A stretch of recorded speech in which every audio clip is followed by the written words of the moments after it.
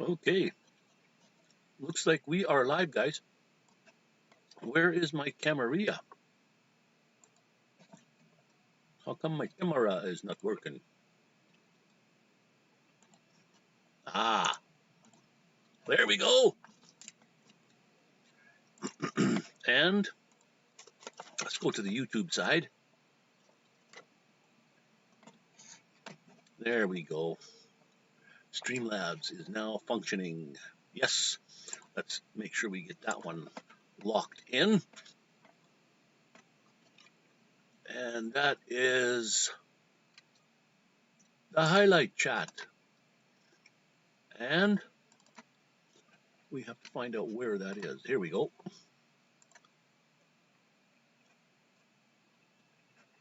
Okay, how come nothing is coming on? It's probably because we don't have anything highlighted.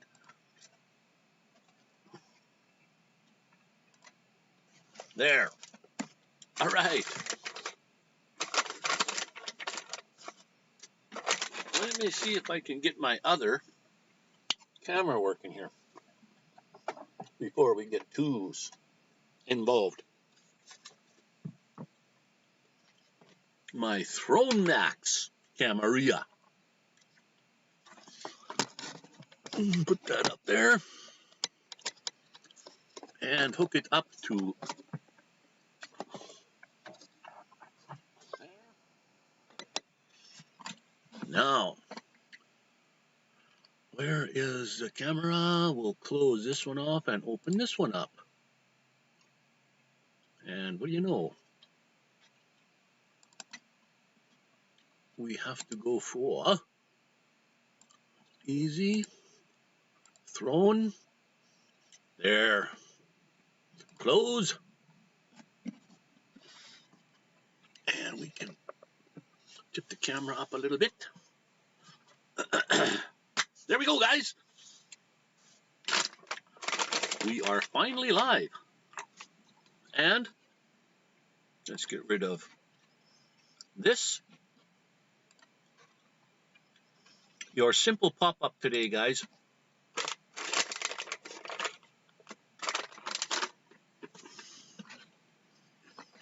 Let me put in the window. Hello, all familia and friends. And friends. Welcome in. We'll highlight that. There. Now, you see how that works? Isn't that excelente? Now, if I could move the owl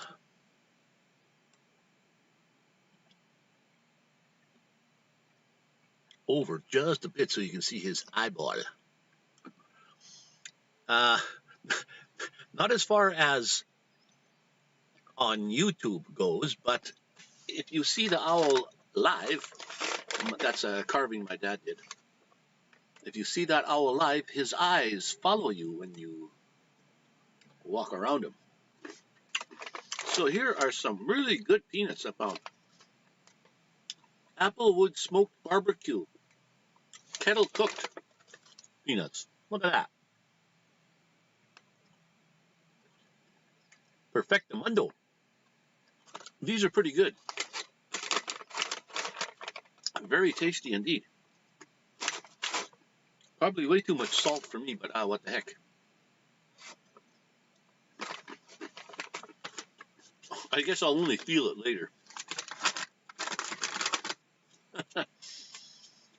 So the owl is watching you. Don't you forget.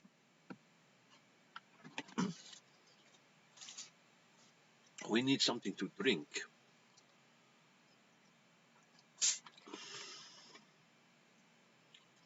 Okay, we have the old owl.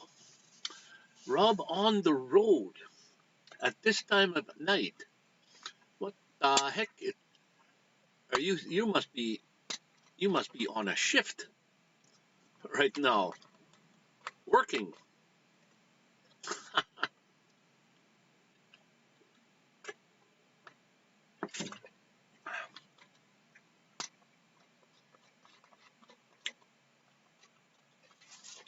The thing is, when you start with peanuts, that's what I'm eating. When you start with peanuts, you can't quit. Well, you can't have just one. That's just about ridiculous.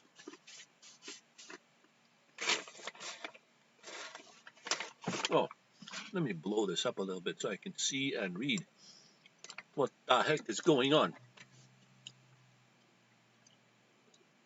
Holy.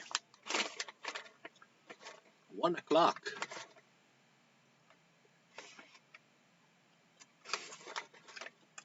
1 in the morning.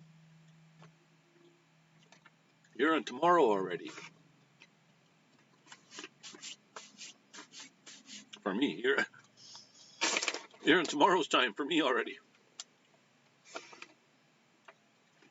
So the reason for the pop-up today there, Rob, is I won't be coming live on Sunday because I'll be in Calgary in hotel on my way to Mexico on Monday. I have to spend the night in the hotel. So that's where I will be. And hopefully I'll be able to video some things and maybe get something up on YouTube as far as like videos go. I might even try to live stream a little bit if I can. I don't know what it's like there. I'd have to see what kind of Wi-Fi I get. So that's the deal. On Monday, we are flying. Right now, it's horrible here, weather. We got rain.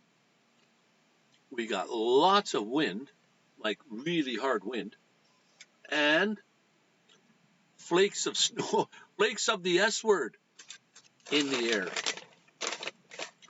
Cold, very cold. Right now, it's only 4 degrees outside the van. It's 21, 22 in here. So outside, she is cold. I even had to run the diesel heater just to get it kind of warm. And this is almost June. Prairie weather is really weird, funny acting up. And this is the May long weekend where everybody's usually plants their gardens and their, shrubberies and flowers and whatever. But I don't know. They said by Sunday it's supposed to be like 0 degrees, which I guess in Fahrenheit, what is that in Fahrenheit? 32. I don't know why they use Fahrenheit. It makes no sense. Metric is the way to go. Whoever figured out 32 degrees is 0. And then when your measurements are, sometimes I use miles and inches and feet. I don't know why. When I'm using distance and measurements, I usually use inches, which is strange. I don't know. I know how big a millimeter is and how big a meter is.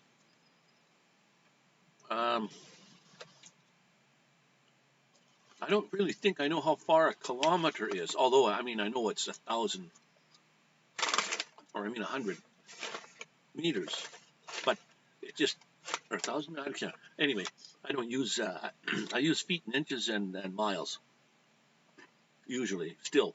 A lot of Canadians do.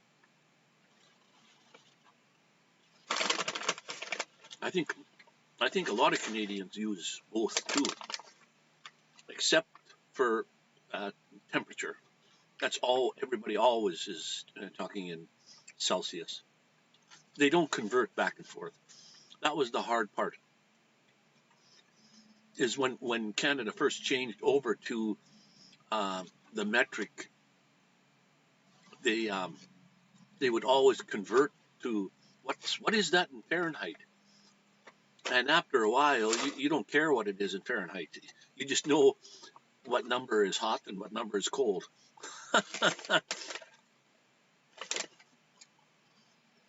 1K is point 0. Yeah, just over half a mile. I knew that, but like I said, I don't think about, well, how far is 100 miles? I have to think about how many kilometers that is. So, and when I'm measuring with a tape measure, and I want to know how far it is from here to there, I usually go inches, because if it's under a meter, that's when I, centimeters, and I know how big a centimeter is, but then I'm converting, like it's 10 centimeters. Well, how many inches is that? So that's where I'm converting all the time, and it's a waste of time to convert. As a matter of fact, when you go into the stores here, like Canadian Tire or any home hardware store, and you look at the tape measures they have for sale, 99.9% of them are all in inches. They don't even have, they should have inches on the top, well, inches and metric. I have a tape measure here that's both.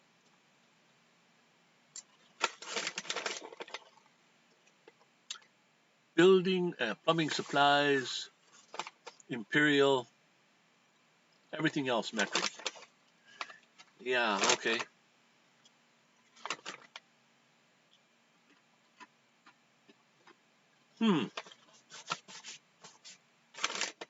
Yeah, usually if I don't know, if you go to the store and you buy lumber, it's still like a sheet of plywood. I don't know. I've never bought a sheet of plywood in a long time, but it's 8x4. I don't know if it's still that way. Like, I mean, it's funny they would call a 2x4 a 2x4 because it's not 2 inches by 4 inches. It's a little bit less than. So that's strange. So I'm parked at a place where the Wi-Fi is a little better, but usually there's a Tim Hortons truck that parks down behind me, and they got those coolers on the back or on them. And what happens there is that cooler is running all night long, and it revs up and slows down and then stops for 5 or 10 minutes, and then it's on for like half an hour, revving up and slowing down and revving up and slowing down, and it's really loud. And they're parked right beside there. They go in and stay in the hotel at night. And like, I'm sure people in the hotel can hear this. So I put a note on their door once saying, you should park on that other street. And now tonight there is a guy there, but I don't know. I don't think I've ever left a note on his door.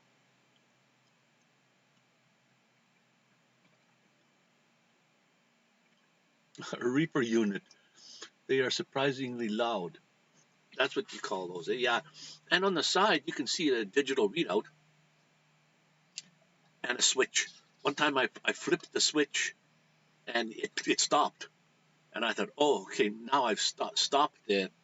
I could ruin the whole inside of what's ever in their vehicle or in the back. And they keep it at minus 17 degrees Celsius, of course. That's pretty cold. So whatever they got in there, they got to make sure they keep it cold. So when I flipped the switch, everything turned off. The truck was nice and quiet. But I figured, well, I better put it back on. So I flipped the switch back on, and nothing happened. It stayed quiet. So I ran away.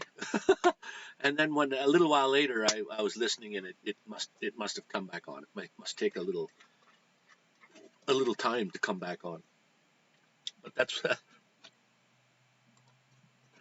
they have the switch to turn it off, like exposed. The people can just walk up and flip the switch if they have a mind to.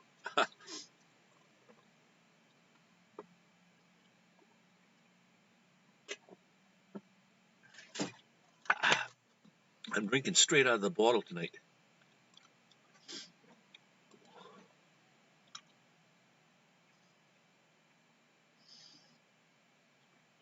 Reefer unit. That's what they call that, eh? Reefer unit. Oh, there you go. I learned something. A reefer unit. They're quite large. I would say they're 6-7 feet tall. By you see, there I work in feet. 6 or 7 feet tall, and about 3 or 4 feet wide. And these ones here, anyway. A big unit that sits on the front of the trailer part.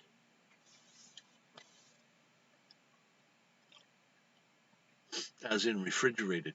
Oh, okay. Refrigerated. Yeah. How come it's a refrigerator and not just a refrigerator? This has to be a like over again?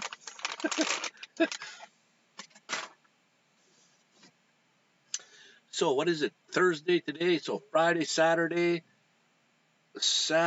night. No.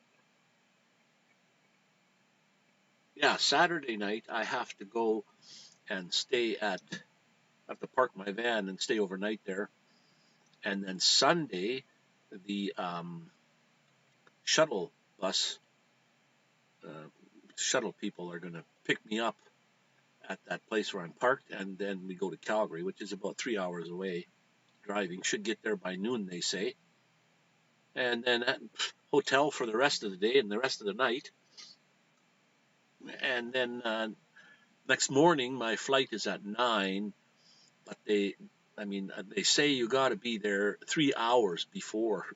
So you got to be there by 6 o'clock or, somewhere in there, 2.5, 3 hours before. So that's pretty early. I'm not an early bird guy. I usually like to sleep in. I stay up late and I like to sleep in the mornings, especially when you're retired. It doesn't matter what time you get up. So that's what I do.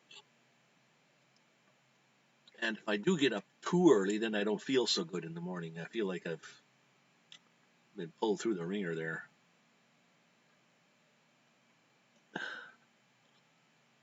So I've been on for 18 minutes now, just flipped over. So I got a start to the situation anyways. And everything looks like it's doing okay. No drop frames, good, perfect. Although it must be pretty close because the kilobits I'm using are 1100, and I've got it set to frame kilobits frame rates to 1000. So it's probably, and it's not very it's only using 20% of my CPU. And let me just see, I can't remember if I'm using my GPU at all. I think I'm running software for the graphics part, which uses your CPU.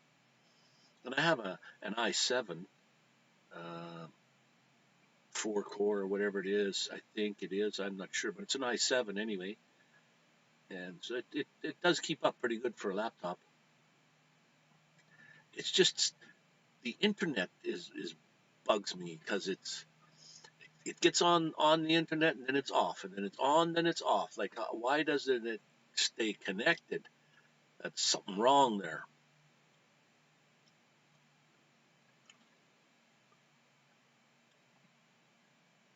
I'm going on May the 23rd, which is 19th today, so 2 more days, and I'm there on Monday, and then I'm coming back on June the 6th, so 2 weeks. June the 6th should be a Monday also. Hey, there's Mr. John Choker. I went through all your playlist there, John. Being only a minute and some seconds long, it didn't take long to go through. I think there was 112 videos, so that's 112, well, more than 112 minutes, or yeah, because each one is more than 112. So 1.5 minutes per. Oh, and Tommy just popped into the house here too. Yeah, and see, Rob on the road was in, and John Tucker just signed in, and so does Tommy just signed in. Okay, now it says three viewers. I was thinking somebody must be like set up as if you go incognito. I think you can still come in, but you can't. I don't see you. I think the count is weird. But anyways, I was telling Rob that on the 23rd, which is 3 day, well, on Monday, I am heading to Mexico. So I'll be flying right over you guys. There's Ron sees America. Ron, right on. I'll be flying right over you guys. And Sky just popped in. So yeah, I'll be flying right over top of you guys. Whew. All the way from Canada to Mexico. Going to Cancun to have a party. I got to get my teeth looked at there. So I'm in contact with like the person that owns the dentist business there. Her name is Irma. And last time, I was there 3 times and we went out dancing and stuff after I fixed my teeth, and went drinking a couple nights. Guess what we were drinking? COVID, Corona beer.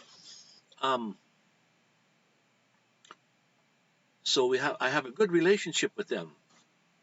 Irma is the owner. Her son is works for her. He does all the communications and with the people. And because at that time when I went there 7, 8, 9 years ago, first time, I was their biggest patient, biggest money patient. So they treated me really well. And now I called and said I'll be coming down again. And they said, no problem. Make sure you come for 2 weeks. They have an apartment that they let people stay at for free. And that's all reserved for me already. And the shuttle that comes to pick me up at the airport is already paid for by them. So all I've really got to pay for is my flight there and back, and the dentistry, and the dentist is cheaper than here, that's for sure. And also food, and if I want to buy something or go on tour or whatever, but I don't have to pay for a hotel at all. So I'm saving money there, which is cool. Yeah, they already had that reserved. They know. And I said, well, you must have thousands of patients since the last time I was there, that many years ago. And Andy, her son, he says, no, we know who you are. He mentioned Calgary, where I'm close to. And he says, yeah, well, I have gray hair now, but he said, you have brown hair, so high and whatever. And I said, yeah, you're right. That is me. So they got me coming back now. With family matters half the time and traveling the other half. Oh, well, at least you're traveling, getting out there. Right now, where I am in Medicine Hat, it's cold, it's raining, and there's actually, I've seen a few snowflakes in the air, and they say Calgary is supposed to get snow, and it's supposed to be 0 degrees on Sunday. So this is like winter still on the prairies, and it's almost June. And it is cold here right now. It's like I said, it was 4.2. Now it's 4.2 degrees. And wow, it's 19 degrees in here now. It was 21 a minute ago. I'll be in the States in August. Huh. Maybe doing a few miles while in there. Well, in August, I'll probably be, I don't know. My friends from Vancouver, they haven't been on a holiday in a long time, but he texts me and he says, somebody saw you in Medicine Hat. We're wondering where you are. So I said I was over here by Denny's, And then a little while later, yeah, I hear honk honk right beside my, and it was them. They're going to take a trip across Canada, so they're staying here while I'm here, and then when I leave for Mexico, they're going to take off and go across the rest of Canada. And I said, well, when I get back from Cancun, then I'll probably head that way too, head east as far as I go until we can meet, and then I'll turn around and come back with them. They're going all the way to Prince Edward Island, up that way. So I don't know if Newfoundland is on the list. It costs a lot of money to get to Newfoundland. Oh, hey, what do you know? Exploring Canada. Well, hello. Um, Hello there, Karen. Yes, I'm getting excited about the trip to Mexico already. I can see that the weather is going to be perfect or better, so that's a good plus. And get to have a nice holiday. Get my teeth looked at. There's nothing majorly wrong. I mean, now I guess if you leave it, it will be. Drinking straight from the bottle today, guys.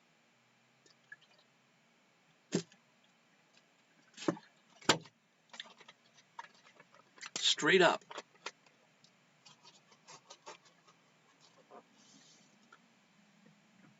The wind is only picking up there. Holy, it was so windy here that the vans are rocking.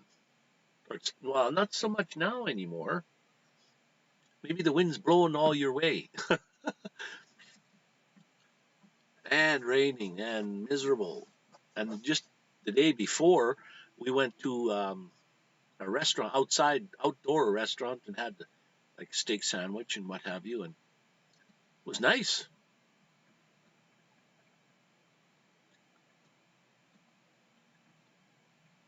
You had big winds and hail. Oh, okay. Well, maybe that's what I saw. I saw like a few flakes, white things. They were probably small hail, really tiny hail stone, not necessarily snow.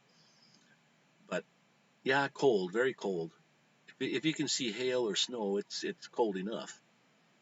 So that's what's happening here. It's still raining, but not as bad as it did before.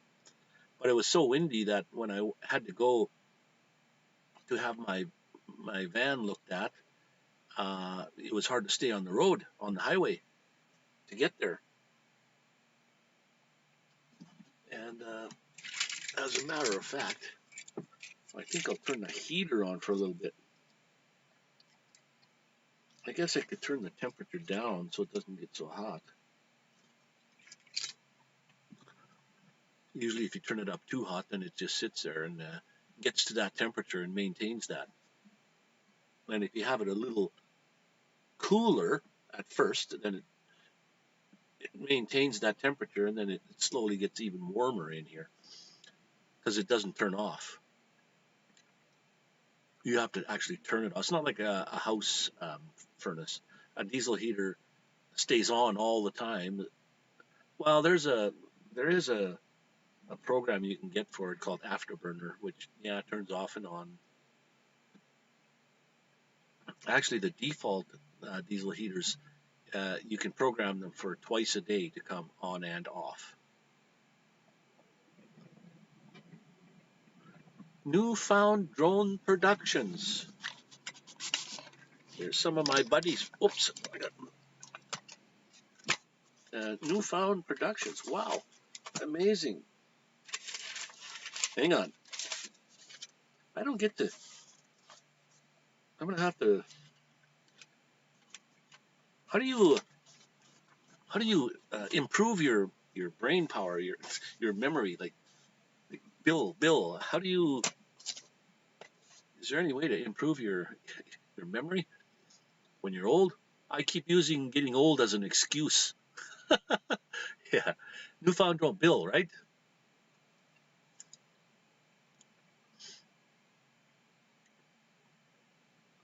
And there's a couple guys by the name of Bruce.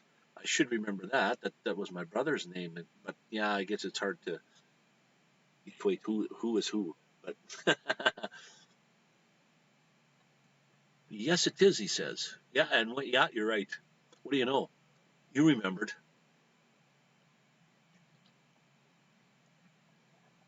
And the owl, he's looking at you guys, so make sure that you behave. That was a carving, my dad. I've still got the owl. He's a full-sized horned owl, full size, out of wood. And my dad carved that. And so, and the eye is actually from taxidermy. It's an owl eye, but it's a taxidermist eye. So when you would make an eye, they don't do too much taxidermy now any day these days. I don't. I think it's illegal to do some type of tax. You have to get license and everything. But my dad, way back in the day, yeah, people would bring animals. Our house was full. Our house was full of stuffed animal, birds and all kinds of things. So then I guess you start carving them out of wood. I guess if you can't have the animal there, some people don't like to kill the animals. And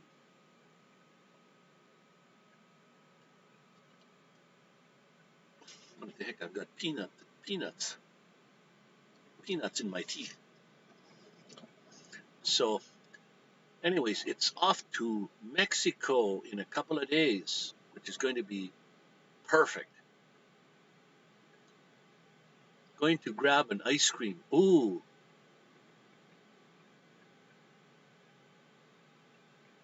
Ice cream sounds good. I don't have any. I can't.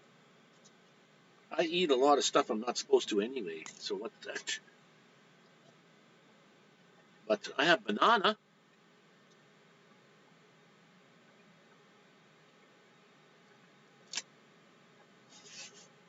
So let me have a banana.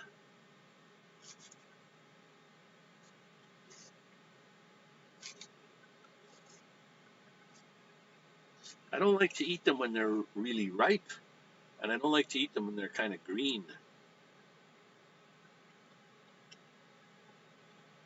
Ron's probably lurking in the background there. Oh, thanks, Tommy, for posting the link there.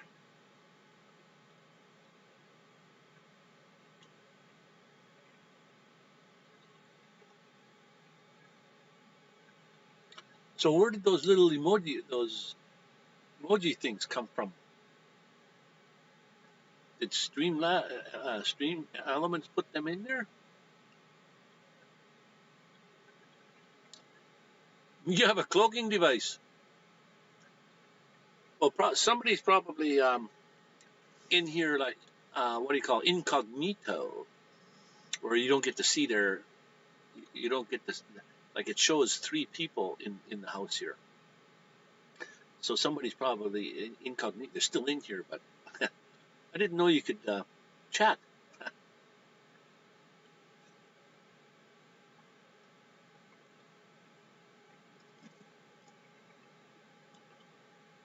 The tip link in my description is broken. What? So if you go to, maybe broken as far as stream elements, but scrolling across the bottom there is nomadicvanman.live, which is a free website you get when you join or when you pay for Streamlabs. There's a tip thing in there, or if you just go to PayPal/nomadicvanman, I think it should be a. Nobody usually tips, so I don't even know if it's working or not. If it still doesn't work, well, no reason. Oh,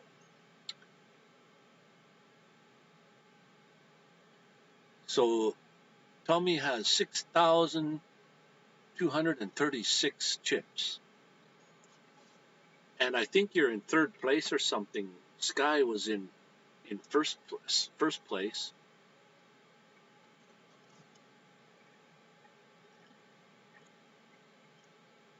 Oh, okay. You see it now. Okay. Where did you see that? Did you have to go to Nomadic Vanman.live to see that, or how did you find that? Was it you that asked about? Remember, I showed a picture of my dad's carving of an eagle, and was it you that said, "Gee, if that's for sale, you were looking for that"? So somebody would like that one. It's too bad it was gone, but I still have the owl. But he painted a picture of him, and he was offered $10,000 for the painting, which, you know, when you're an artist and you're living, you don't make any money. It seems like after you're gone is when they start making money. And then again, when we sold a lot of his stuff after he passed, my sister and I sold a lot of his stuff there, paintings and wood carvings and stuff. There was a lot of people we didn't want to sell to because they just didn't appreciate art.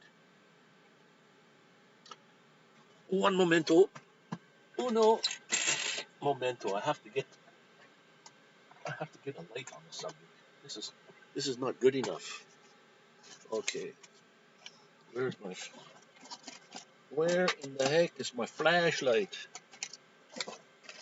Because I need that to look way in the back there.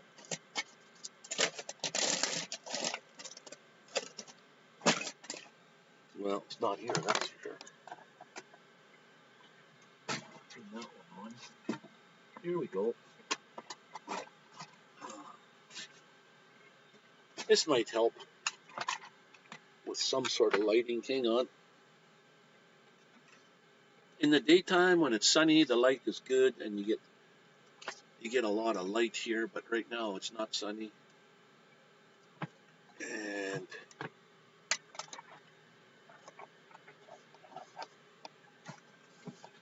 so I got this light from I think it was $10 from some store, not Save on Food, but I forget the name of the store, grocery store, that has other things in it too. So, and it spreads out like this. And then, not only does it look like this, it actually has light. Wow, holy wow.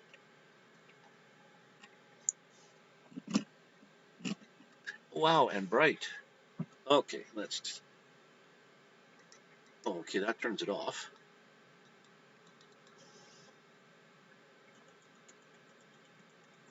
Get some brightness down there. White light, yellow light, combination of both, and white light. We'll try that. Just your typical white light. There. Now we got some better light on the subject. On me, on the subject. Now I'm missing some. I'm missing something here. Okay, turn that up a little more. Ron, that's the family matter I'm dealing with right now, Wayne. Back and forth, 1,500 miles each way as executor for my late father's estate. Oh, wow. Sorry to hear that, though, Ron. Not that you have to be executor, but sorry to hear that your father passed. Rob told me about PayPal. Oh, okay. Further up the chat. Well, if you see at the top of the screen there, it says latest subscriber is so-and-so, and then it says latest donator. So I'm thinking anybody that donates through PayPal, their name should appear up there automatically. And then on the far side is a total amount. And that we were just playing around one day. um,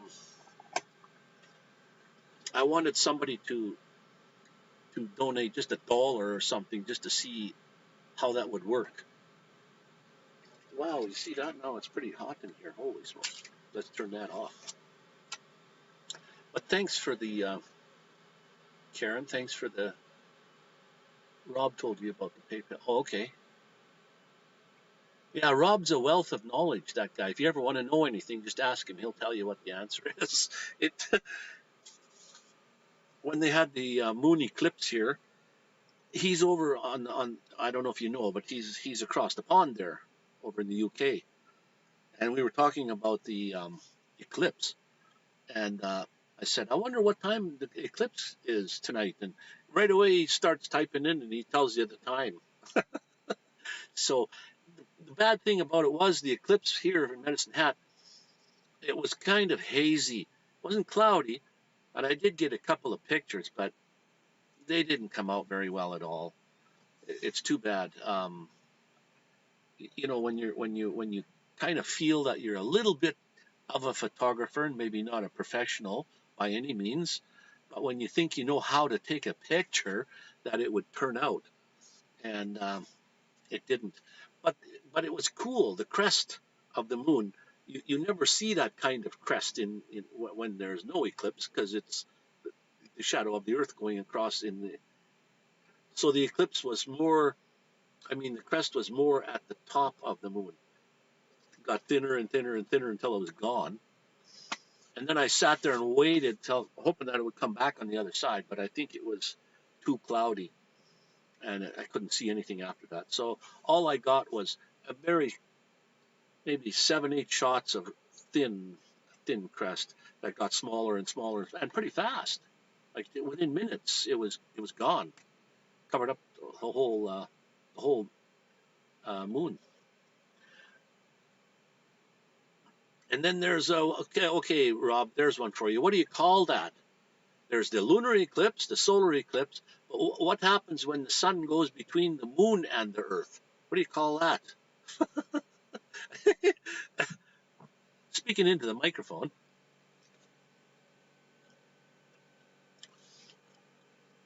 Is entire retirement trying to find a compatible position to sit and sleep. He finally resting well. Now I don't know if you're joking part of that, Ron, but that's what they say. Something about elderly people. They feel aches and pains, and they sit in a chair to get rid of the aches and pains, and then you're like, that's where you have to sit, and that's the way. I think the idea is to get up and move and walk, of course, but his lumbar and lower spine uh,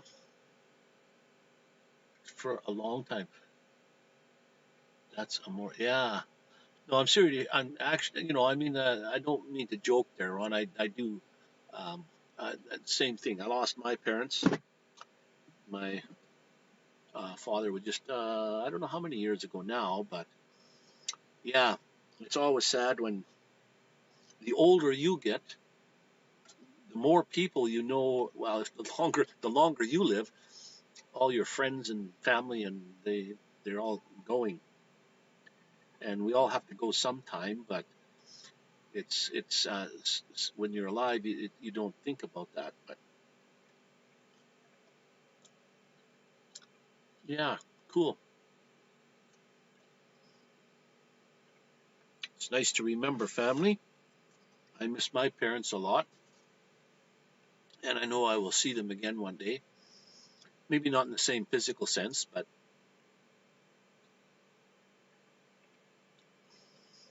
I would love to just see my mother again and tell her I'm sorry for the little boy that she that how bad of a kid I was at times. And she was my mother and father split up when I was pretty young, and so she had to deal with everything. Like my dad just gone away, moved away.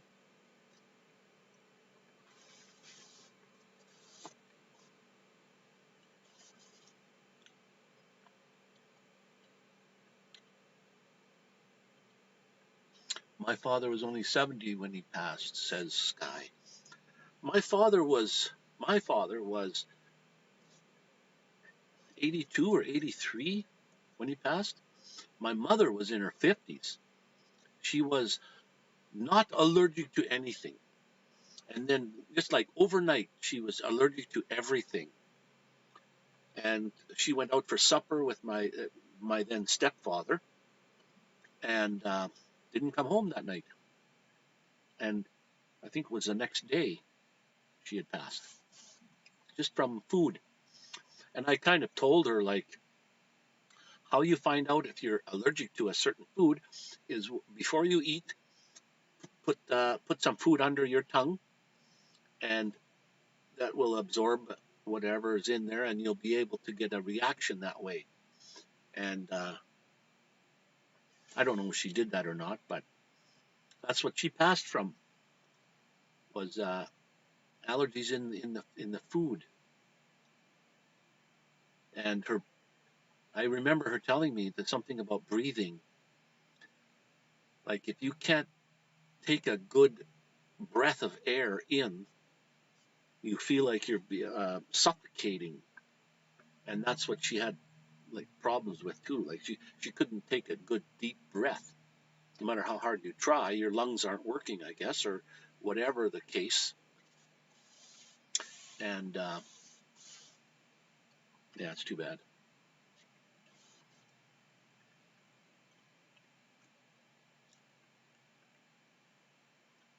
Okay, we're getting some no drop frame rates, but there's like big lag between.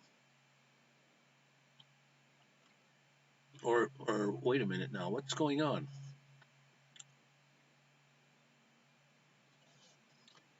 And Tommy's just doing all the what do you call it, the moderation thing, putting all the links in there. My God, did you ever get to see the bracelet, Tommy?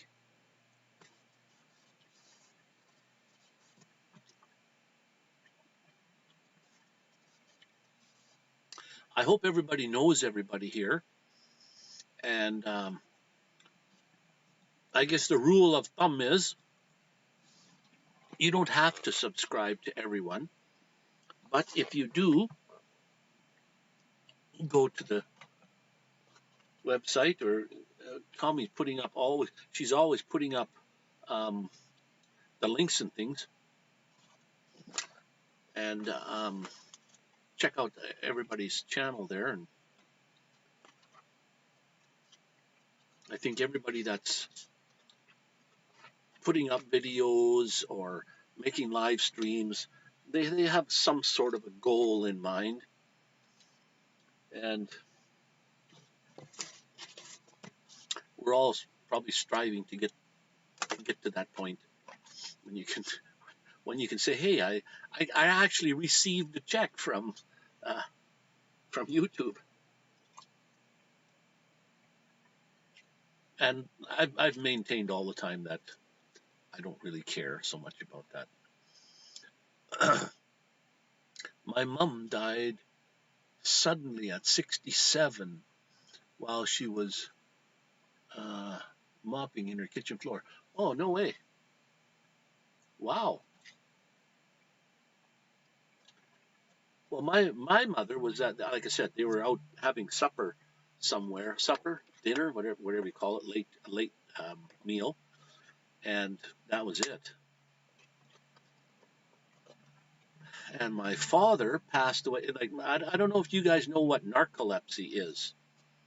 It's a disease, or it's whatever you want to call it. It's something that affects your, like, you can, when he would be he didn't have it really bad to the point where he'd be walking along and just fall over like asleep.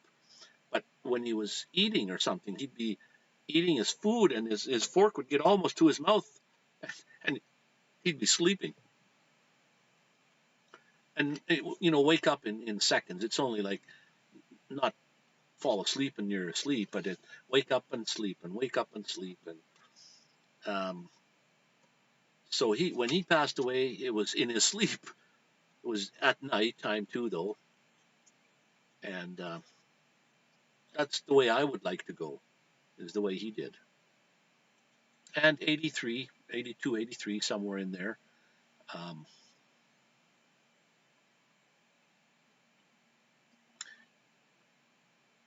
okay, what the heck does that mean there, Sky? I was looking into installing a 3, and then you said, oops. You're looking to install a what?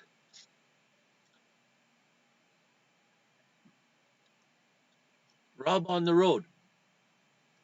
We had a family go. Oh, and then Rob on the road. You work at that kind of situation, don't you, with elderly people?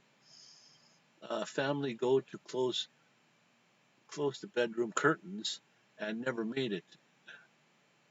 He collapsed as he walked into the bedroom. Oh wow. He was a picture of health though. Wow. Long life farmer. Okay.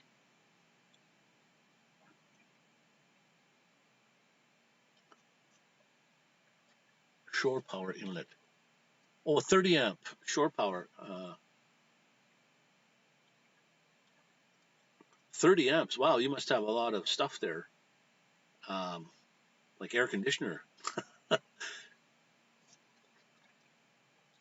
Looking at installing a 30 amp. Okay.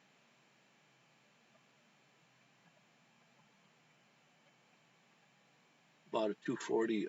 What do you call it? Jackery. There you go. Now you have the power.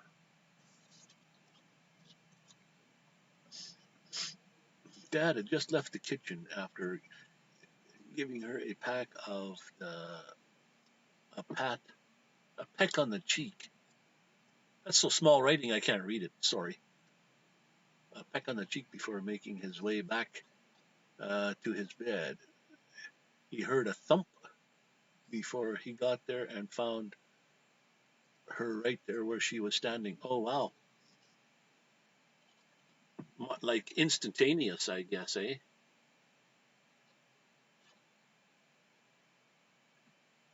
Ah, cool. They called each other lovey. Well, at least they had a good life together. I hope. I mean, that's.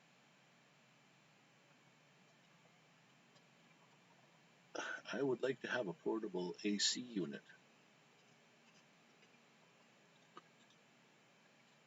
Well, if you have a portable, yeah, I know it's nice if you're out in the woods where you can't get AC. But if you have solar and then you have AC as an inverter like unit. I have a unit under my bed. Uh, it it takes power from your batteries to make AC. But in order to keep your batteries up, well, then you have to either drive somewhere, run the vehicle to keep your batteries powered up, or solar somehow, or other means to keep your power built up. And in summer, it's so easy to do because, well, I've only got 12.7 volts right now, but it's usually at 14 volts by the time I get up in the morning already. Like I like to stay asleep until at least 8:30 or 9, and by that time the sun has been up for a long time and it's just full power, and then it lasts all night long. Oh no way, Renee is here. Wow, thank you all. Thank you to all of you who can share such tragedies and help me via YouTube. Yeah, no kidding. John, Ron just shared his thing there, and I think Karen shared a little bit, and I did too. And I mean, it's nice to remember your family and She Devil. Yeah, they all did a little sharing, and it's nice. I mean, it might bring back memories that are kind of sometimes hurtful, but still, I mean, it's nice to remember your parents and because they brought you into this world. Don't you forget it.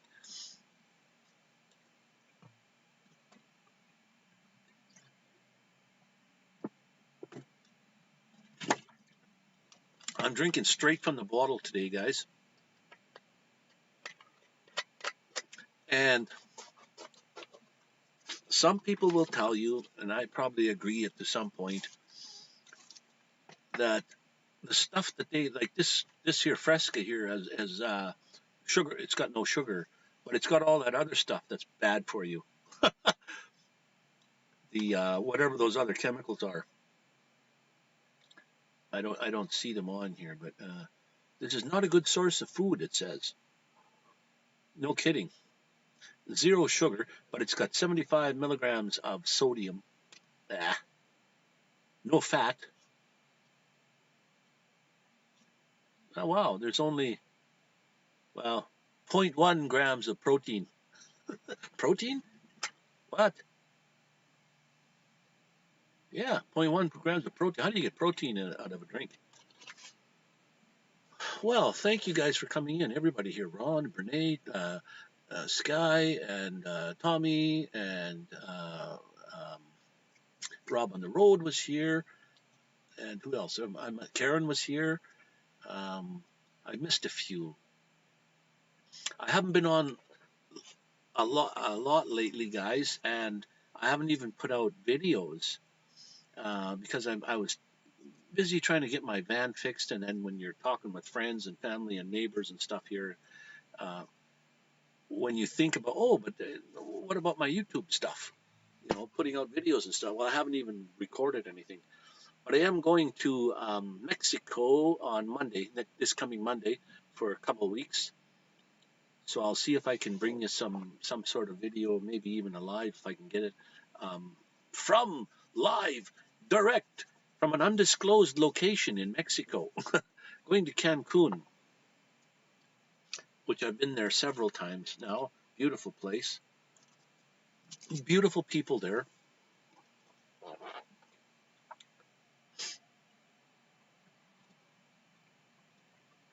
Oh, my husband died 3 months before my father.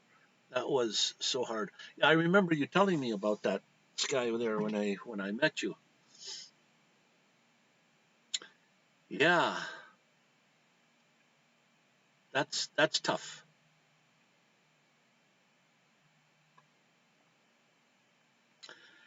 Yeah, all you guys from the United States, I'll be flying right over top of you.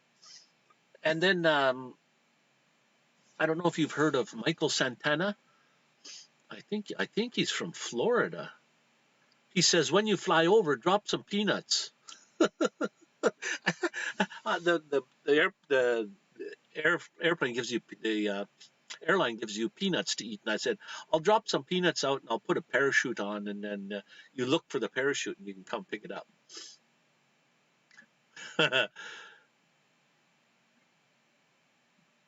Yeah, and I'm flying directly there, like from Calgary to Cancun, which is a 5.5 hour flight. So it's not that long, really. And you go right over the United States and right over the Gulf of Mexico, and there you are. I've been there three times now. This will be my 4th time. The first time I went to get my full mouth restoration done, and then after that it was just for visits and check up and go dancing with my dentist. My dentist.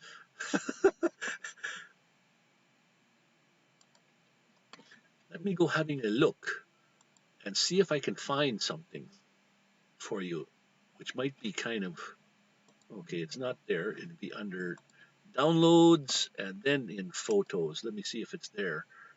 I'll show you something if I can find it. Oh yeah, here it is. Let me bring this surprise picture to you. I hate to even show you this. Let me put my picture over here a little bit farther and up higher, and we'll do away with the owl for a minute, and I'll show you what my teeth used to look like before I went to Cancun, and then after I got my teeth fixed. So where is that? That's under LMNOP. photos. Maybe it's under photographs, photos. And we'll go, yeah, here it is. Okay. Now don't get too excited. Like you won't believe this. And then we'll make it the right size. Transform, fit the screen. There we go, guys. Have a look at this. Look at what my teeth used to look like and what they look like today. Just horrendous. And the picture on the left, when I go to my dentist here, they never even mentioned, like, would you like to get your teeth fixed as opposed to pulling them? And all they would do was just pull teeth. Like, I can't remember my teeth in the front being that wide apart. Well, just look at that. And it's like I had fillings, and Wayne, you have to come back wearing a sombrero or poncho and smoking a, yeah, no kidding. So anyway, what tequila, right? Mexico, they like tequila in Mexico. So my friend here says, bring me back some real tequila. So I'll do that. So I bought a bottle of tequila, and I put it in my like, not the carry-on. And I know they mishandle the baggage, but I wrapped it up real good and put it in, newspaper real thick, and put it in, around rags and clothes and everything. And they arrest you for that. Yeah, no. Yeah. So when I went to pick up my bag in Calgary, it got off the airplane, around the thing there, and I go to pick it up, and I can smell tequila already before I even touched my bag, and I thought, oh man, it's probably broken. So I opened my bag up real carefully, and what had happened was, I think there was a cork or something in the end, and the cork, I'll be lucky if I lost an ounce. So nothing broke, maybe an ounce, like a good swallow. But it was enough to make my whole bag smell like, my whole suitcase smelled like tequila. And I brought T-shirts and things back for all my friends. Gave them all several T-shirts. Things were really cheap there. But anyway, that's enough of my teeth. But that's what I used to look like. It's just, to me, that looks horrible. Well, I guess to you it looks horrible. The one on the left, I mean. Not the one on the right. And they're still good today. I got nice choppers.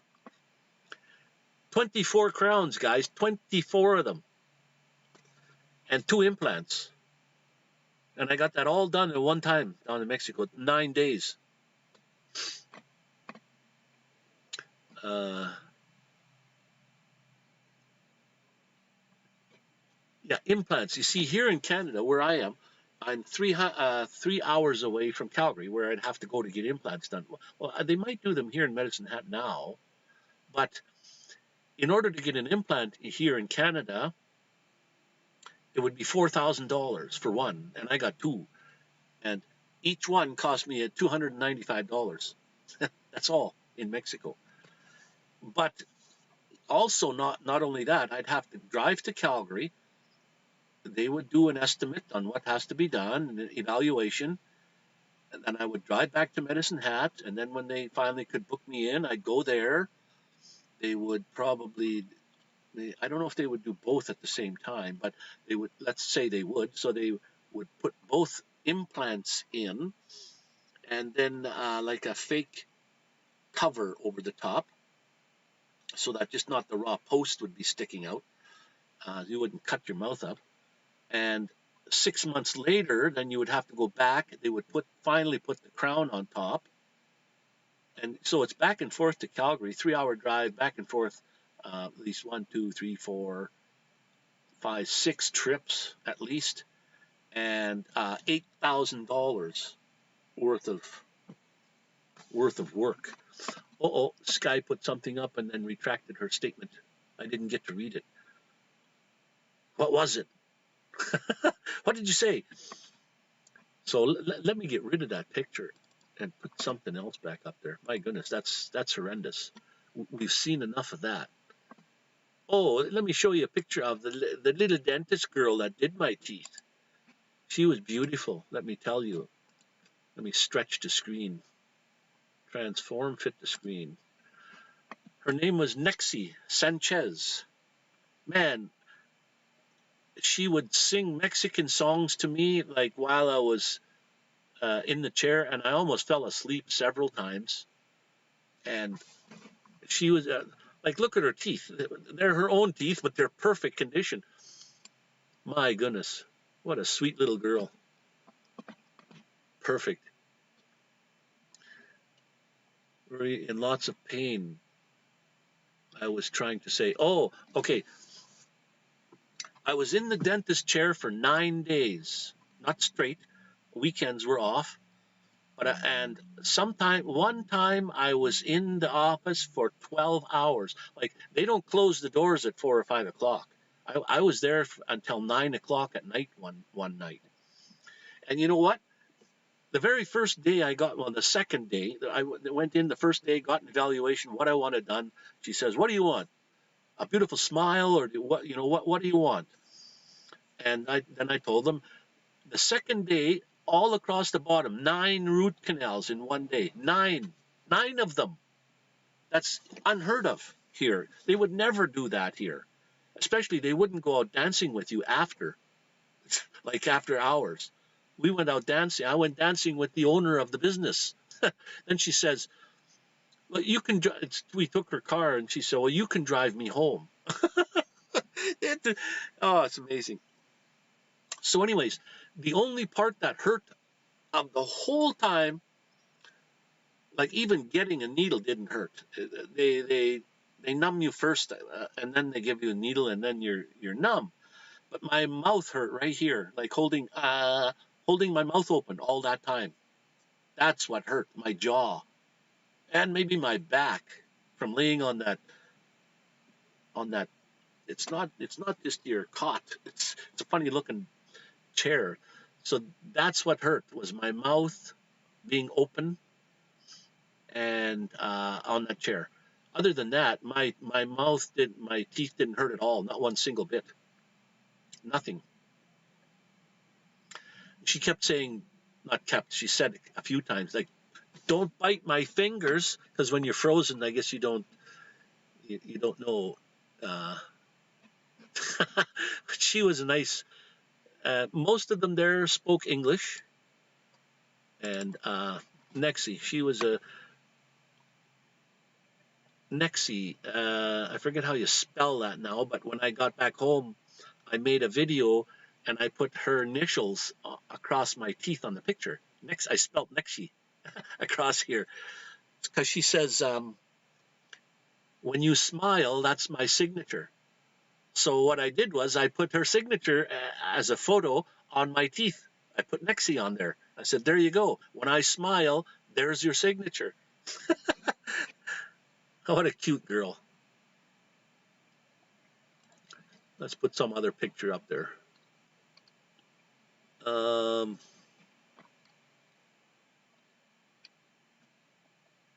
let's see here. There's a couple pictures of Cancun, the Mayan. There's the Mayan. Well, that's not a pyramid. This is where they play games and things. It was just crowded full of people when I was there. But this is, I forget what kind of games this was, the carving, the stone.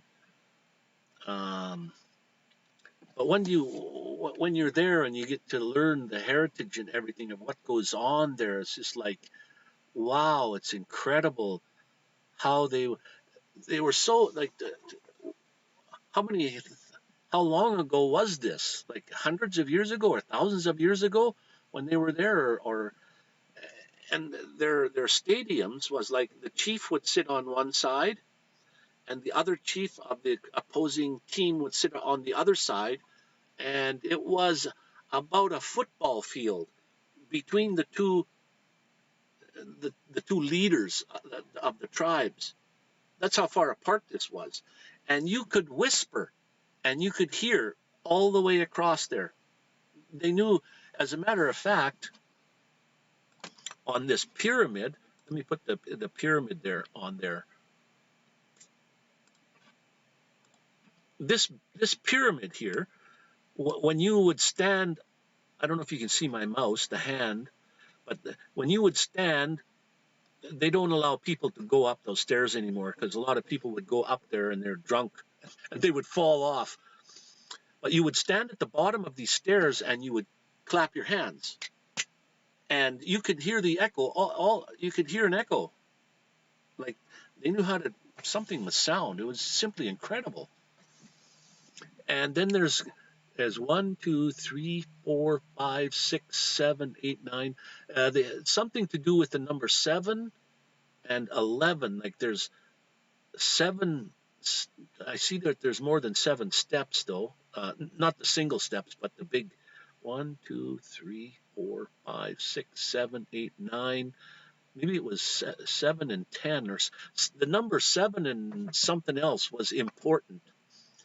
And when the sun sets at a certain time of year, like the longest day of the year, I think the shadow of these stairs would appear on the other stairs there and look like a snake. Only on the longest day of the year. So they built this pyramid with all that stuff in mind, like before they built it. It was simply incredible. I mean, for any of you that have studied the Mayans and these are the Mayans, not the Mexicans. I'm talking about. Like this place here is called Chichen Itza, and I went to a few of these pyramid things in places, and where they had, like, it's simply incredible when you learn, when you start learning about this. And the one guy there, he looks at me while there's carvings of people faces on their buildings there, and one of them had, oh, here's another one of the steps. There's a bunch of people standing down there, and they clap their hands, and the echo goes all the way up to the top and comes back down or something. I forget how they said that works. But on the sides of the games where they played the games, there was carvings of people's heads, like having joyful scenes with their face. But one of them, they had big, deep gashes in their cheeks. And the tourist guy, he says, "Do you know what that is? That picture of that face there with all them scars? There was scars in the cheeks there." And everybody said no. And the tourist guide, he looks at me and he says, "Just like you." And I said, "What do you mean, just like me?" And well, that was a few years ago, and I guess I might have been the elderly guy there. But he said, "Those are wrinkles. That's an old man there." And then, yeah, when you understand all that, wow. Now these people, Mayans, they used to sacrifice you. They would cut your heart out as it's still beating, and then they would throw their head or whatever down those stairs. Those stairs are very steep, but they're stairs there that we're looking straight at. So, yeah, very, very interesting, very cool indeed. And when I go back this time, it's like an hour ride on a bus ride or a tour that you go to, and they'll take you to. There's several different. I can't remember the names of them now. I've lost it all. Chichen Itza is one I remember.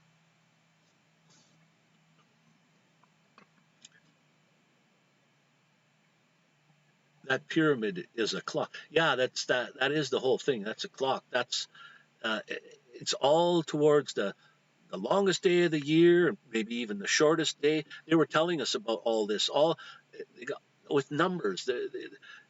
Even the rocks across the roof, there's so many across there, and that all means something to them. Every rock on there means something to them. Like, and then the tourist guide, he had to explain all this. It's just fascinating.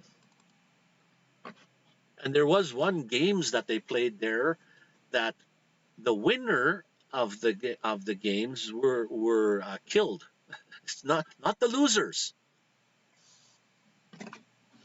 of one kind of game that they played. So wow, that was just fantastic. And then there was, oh yeah, here is me and Irma is the owner of the dentist. She's the owner of the dentist place there, and there I am, and there's Irma, and we were out drinking and dancing, and her son is the today is the guy that's the oh, what do you call it? He sets up appointments and things for people. So that's Irma there, and we had chicken wings and things, and obviously they have their own teeth, not like me, a bunch of crowns, but perfect teeth though. And she was eating the chicken drumsticks and wings and stuff, and the bones were perfectly clean. By the time she was finished, she ate every bit of gristle and ate it all.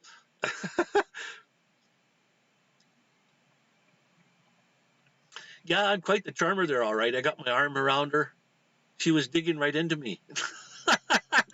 I mean, there was nothing going on. I mean, she was divorced, you know, and but she just enjoyed herself, you know. And we were out there that night. There was a boxing match between an American and a Mexican, and they were all, you know, betting on the Mexican guy that he was going to win. And I said, no, no, the American guy. I knew his name at the time. I don't know it now anymore, but I said that's the one that's going to win, and he did. And I don't know about everywhere in Mexico. Sure, they have a cartel in Cancun, and we're in we were in a restaurant. Now that's where I actually learned how to eat Mexican food properly. uh, it's on a big wheel, a great big round. What do you call those?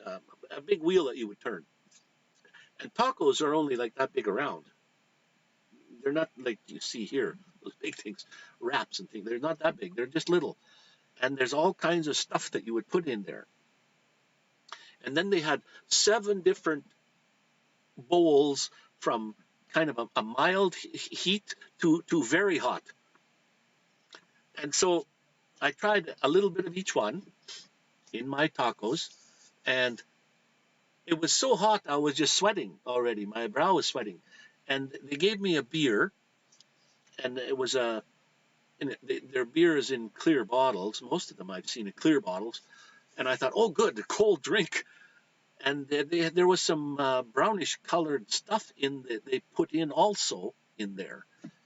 So I didn't know what that was. So I took a big swig of my beer, and even that had like spicy hot. And holy smokes, how do I get away from this heat? All this spicy heat stuff. And they said, well, you don't know how to eat Mexican food. And I said, well, what do you mean? So they showed me, before you take a bite of stuff, you put some salt, you know, like the tradition on your or you put on your palm and lick the salt, and then you eat. So I tried that, and that works, believe it or not. It kind of, yeah, it's still hot to taste, but it's not spicy hot all the time that lingers, and you start sweating. And I thought, oh wow, this is cool. And then we're sitting there, and I could hear something like somebody banging on pots and pans, and they're coming towards us. So I turn around and I look, and before I know it, I had a great big huge sombrero on my head, They put it on my head, and then they bent my head back, and they put an actual funnel in your mouth, and the liquor they pour down your throat is on fire. It's burning on fire, and they pour this stuff down your throat. Well, it's not on fire when it gets to your throat, but it's simply amazing. And they do it like, oh, maybe like about a shot worth, I guess, or a couple of shots all at one time. So you got to make sure you swallow. And then everybody would get up from our table, and the one of the guitarists would be at the front of the line, and you do that. What do you call that? Train dance where you grab the person's hips in front of you and the guy behind you, and then you'd be doing this cha-cha-cha type of thing. And we went outside the building, down the street, and around and back in the front of the building, doing this train dance. It was a lot of fun. There's nothing like that goes on here in my city. There's no possible way. Hard pass on that. I'm missing a bunch of stuff. What's going on, and as far as sorry, I missed the proper spice added to the flavor. Not replace it. Yeah.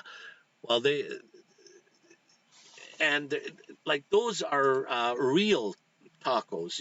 You can't. You can go to Taco Time here or any place to buy a taco. You won't find a taco like they have there. They're just obviously they're real tacos there, and they're not real tacos here. So that was the first time I ever had a real fish taco, which I've never heard of a fish taco before. So let me just see, where the heck is my drink? I'm gonna have to, if you could just excuse me for one moment, I gotta find out, make sure I'm not looking in the wrong bottle, because I got water on the side over here, and then I do have a pee bottle, but we got to make sure we don't drink that stuff. I don't want to be drinking oh, maybe it's still in the fridge. Hang on.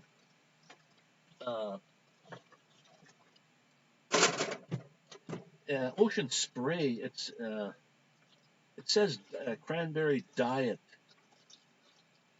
10 calories. I don't even know if it's good for you, for a diabetic or not. But I suppose, I don't know, some people say if you drink the real sugar stuff, it would be better for you. But anyway, this is the stuff here. Well, it's so bright you can't even see what that says there. Ocean Spray diet drink. Because I'm the only one, I could drink straight out of the bottle. My mom used to give me heck for that.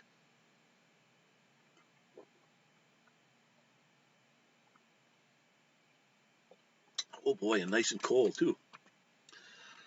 So I don't know. You guys would have to type in a long story if you had to tell me your stories. So I hope you enjoyed.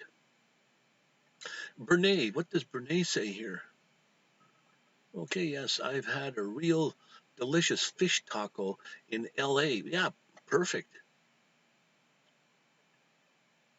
But the Baja, California. But what's that? The fish taco in LA. Oh, I don't even know how to say that word. If you told me, I probably knew. But that Baja, Mexico and Baja, California. Okay. Yeah. Now, I guess the closer you get to Mexico, like LA, and that you would probably get tacos that are like more real than way up in Canada up here. I don't think they know how to make a real taco here. And if you go there and have a taco, you'll understand what I mean by real taco. But it was just beautiful there. I loved it. As a matter of fact, the cost of living is so good there that you never know. And if I go there, I might change my mind and just end up staying there. I wouldn't mind that at all. I guess as long as I come back to Canada at a certain time, you have to be back in Canada. But I wouldn't mind that at all. I have my old boss here that I used to work for. They bought property not in Cancun but in Mexico somewhere. They bought not a timeshare. They actually purchased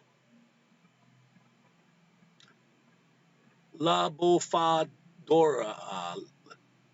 La Bofadora. Okay. See, there you go, Rob. He's a wealth of knowledge, this guy.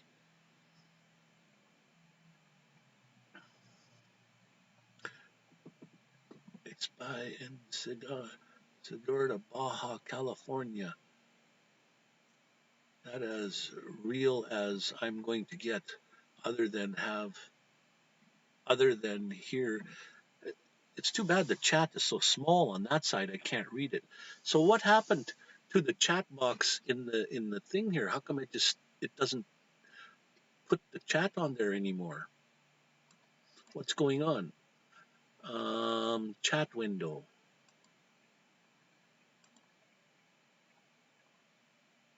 Oh, the gray in the background. Well, sure, but how come the chat box is not?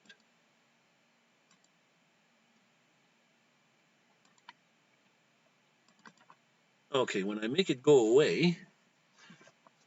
Okay, let me just see here. Holy wow, that chat box is going nuts. Done. Now I get to kind of read what's going on.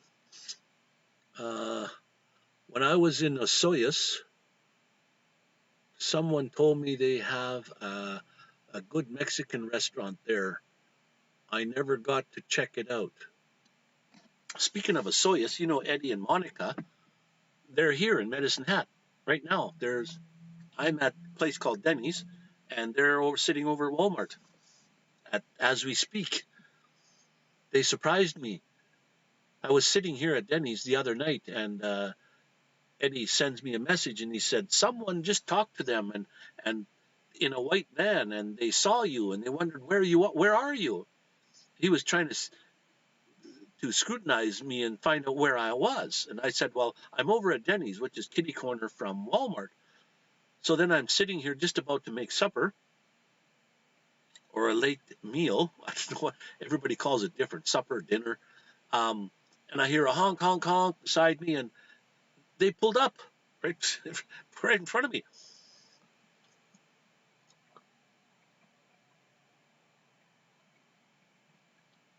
Uh, I was wading in the surf on the Mayan Riviera, and a shark tried to make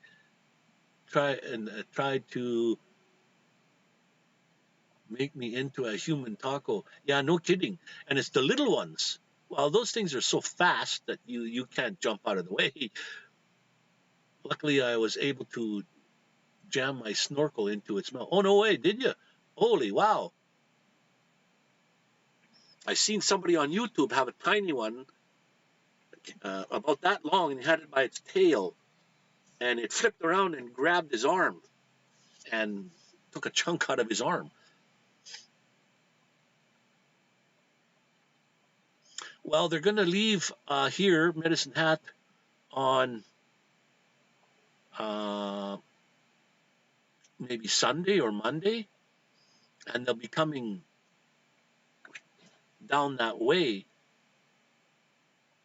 You have never met them in person, have you? Have you ever seen them? Because I mean, I could tell them to stop there at maybe Walmart or something.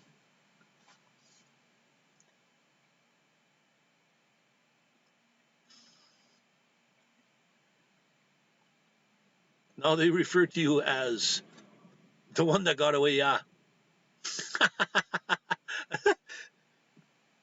you were the one that got away, all right. I live about 10 minutes east of LA. Taco surrounding you. No kidding. Oh, okay. Yeah, because they're probably going to stop in. Well, they're going to take their time going across Canada there, so they're going to probably drive a couple hours or whatever until the next city and stay there for one or 2 days. and so they'll be hitting up around where you live there by next week for sure. Where in the heck is? Let me just see if music plays in the background. Hang on. The mic is playing.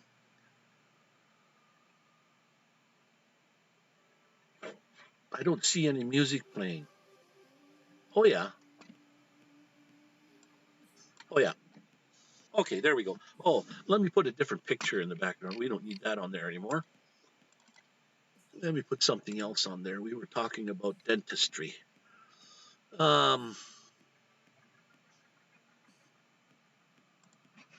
What about this picture?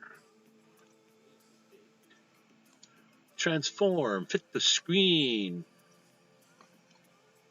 This picture here I won a contest with.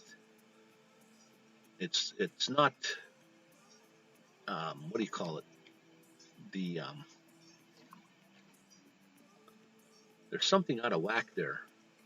That was a beautiful day. That was on Vancouver Island, this was. But let me just see here. I got flowers from Mexico. Everybody likes pictures of flowers, don't they? Let me just show you a few fast pictures of flowers and stuff. And then we'll go fit the screen. I guess I should do this all before. There's some sort of flower from Mexico. Looks like it's out of focus to me, though. That's unusual. Can't even get the picture in focus anymore. You love that picture, Ron. Okay, that's one. They have weird flowers there compared to here. Here's another one of some sort of flowers. And then, like flowers you don't see here too much in Canada. They might see them more in the States there. Another one there.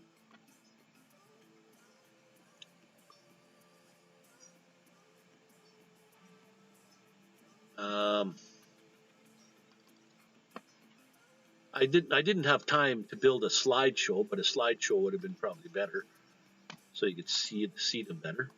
See, like, look at that. That looks to me like, isn't that a yucca plant or something where they have to make tequila from? Like the leaves and the green leaves in the background look like that, but I don't know what type of flowers are on yucca plants. So I went to a yucca farm plantation there when I was there.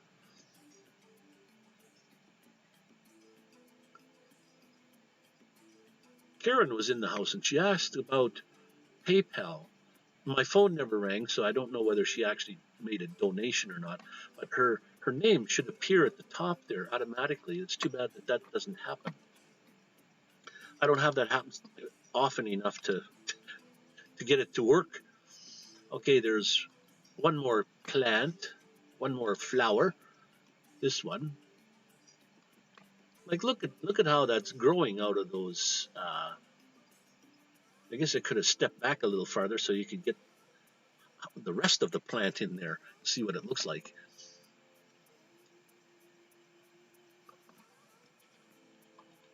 And they're more unique when it's something you don't see that often, here anyway. And then this was some sort of a fern type of plant that had big leaves on it, but the tiny little leaves made up one big leaf. Oh, that does go over underneath the background there. Oh, cool. A lobster.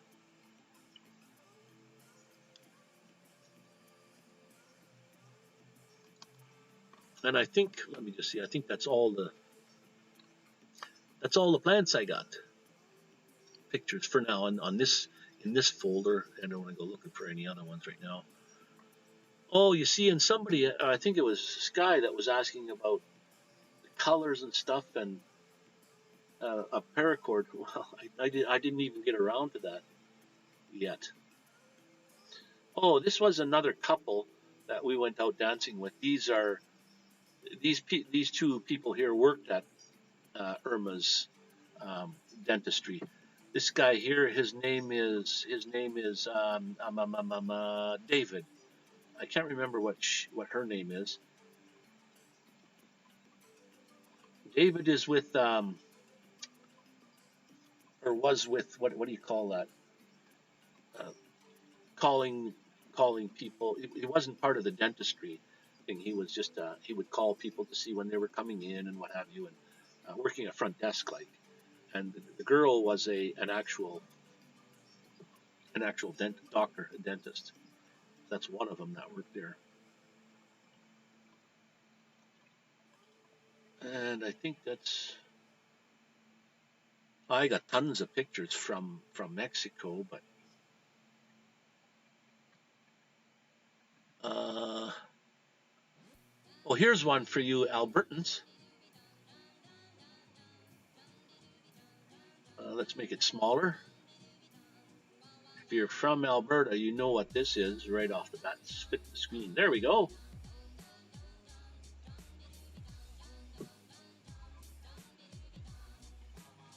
I'm from Alberta. I can't remember the name of the plant, but it's the Alberta flower for Alberta. So that one should make a slideshow one day.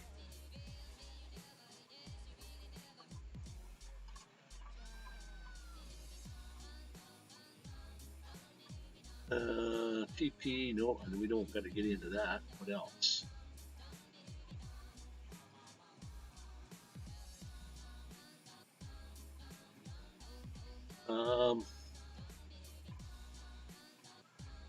No.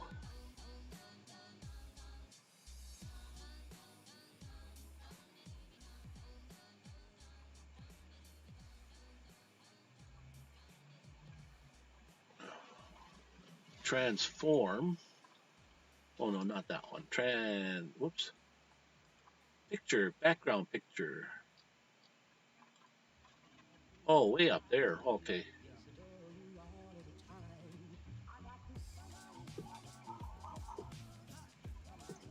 There, picture of the moon. Not the eclipse.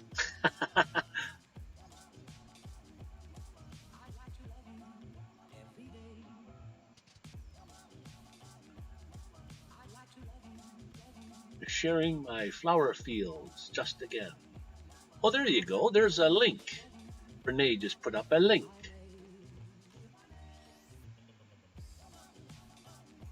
And Michael Santana was going to send me some pictures. He does photography also. And I said, yeah, go for it. Send me some. But he sent me one of, or two, I think, one of a hummingbird eating out of he's got his long beak.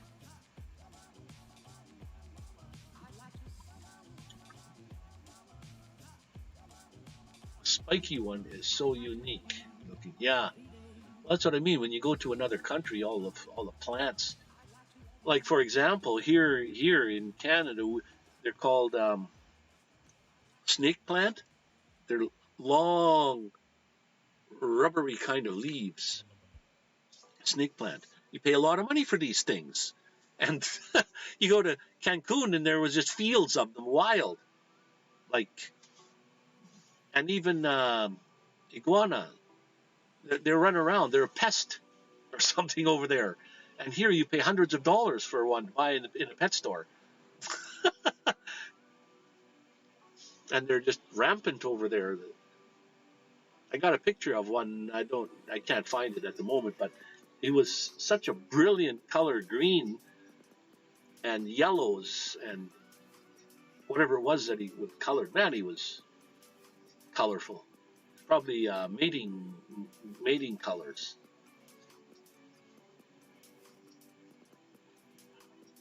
So that's the picture of the moon, of course, and nothing special about that one. It was just I don't think it was even red moon. It's probably white. I don't remember if I colored it that color or I just can't remember. I think that was when I got my long lens. I wanted to see how close I could get to the moon with the lens. And the thing is, with the longer the lens you have, you better put it on a tripod, that's for sure, because, and then make sure that the photograph is taken on a timer, because if you push the button to take the picture, even that makes the whole thing shake, and then it's out of focus or fuzzy.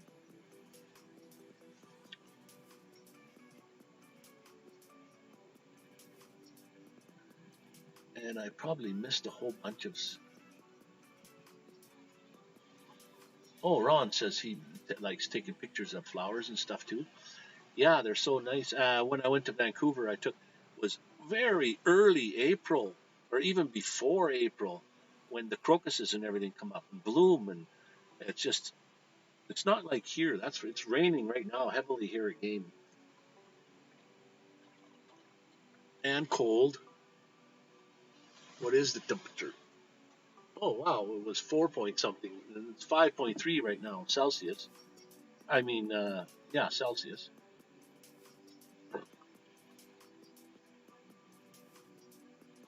I hope that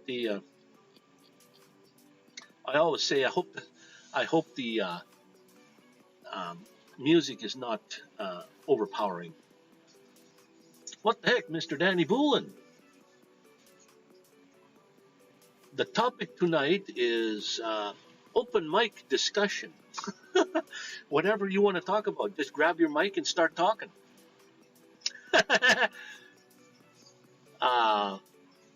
We had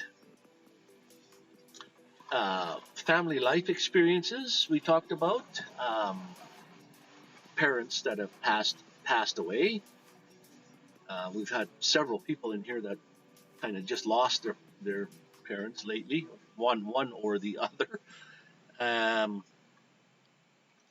We had photo pictures, and well, because I'm going to Cancun on Monday, so I'm heading out on Monday, and so I was just showing pictures of flowers and my dentist down there that I went dancing with at the time. So that was on there, but whatever the topic is, people would. Oh, what did I drop? People would say something, and then I'd hopefully read it. Hang on. Lost a pen. So I got one carry-on bag. I don't want to take another bag with me, so just a carry-on. But is it ever hard to fit everything you need in a carry-on?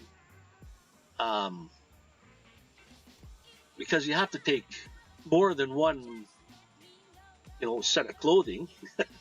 You need at least two or more, probably more shirts than pants, and like short pants,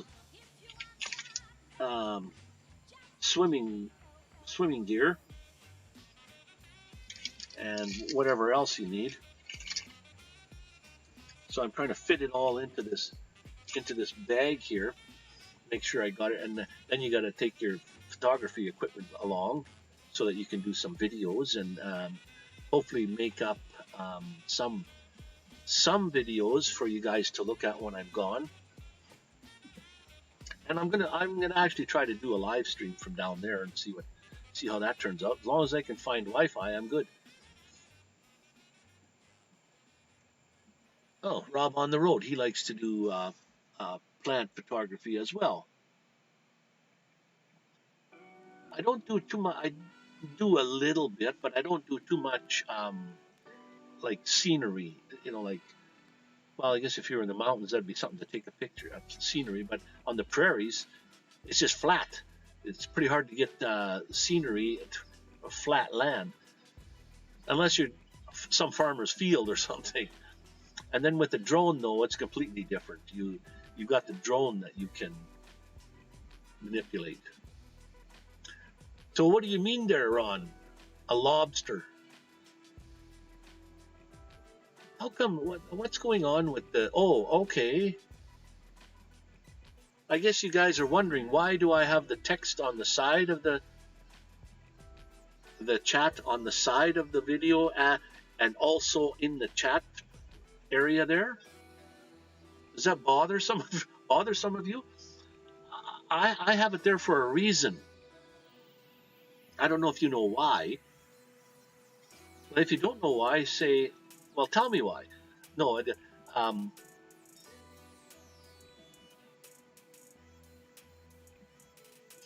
yeah, tequila is. You can go to the liquor store anywhere in Canada. You can't buy tequila like you can right from Mexico. That's a different drink. And I did mention before that a friend of mine here, he says, bring me back some tequila. And so I wrapped it really well, put it in paper and then cloth and everything else so it won't break. And then when I went to pick up my bag, it smelled like tequila. And I thought the whole thing broke and all my clothes and everything were covered in tequila. But no, all that happened was the cork on the end, which is supposed to be sealed. It's not just a cork. It's like glued in there. Oh, Tommy's trying to make some money. Good luck, Tommy. And it was just a cork that came off, and I think I lost about a mouthful. That's all it was. You rolled a 10. Oh, you're starting off with a losing streak. I don't know if it's a streak. If it's your first roll, I don't know. But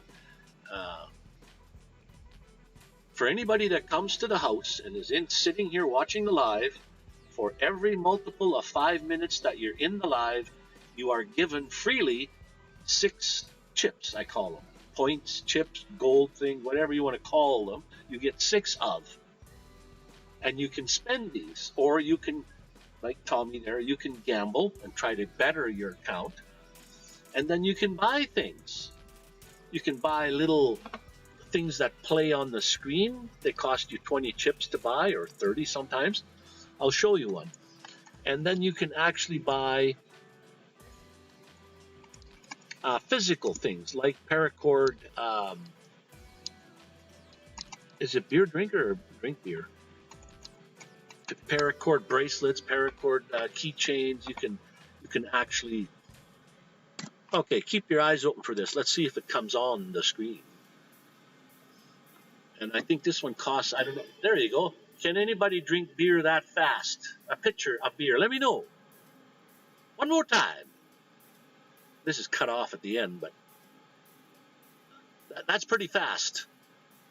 See, now that cost, how much did that cost? 25 chips to play that little 5-10 second video. But you can save your money, and for 10,000 points, you can purchase a paracord bracelet or a paracord keychain, which in reality didn't cost you any money. You're given that money, or like Tommy here gambles again, and she rolled a 59. So you got your money. You made 500. You got your 500 back, plus you made an extra 500. And she has now 6,278 chips. So when you want to know how many chips you have, if you're sitting out there and you want to know, well, how many chips do I have? You have to speak to the bot. And how you speak to the bot is always with an exclamation point.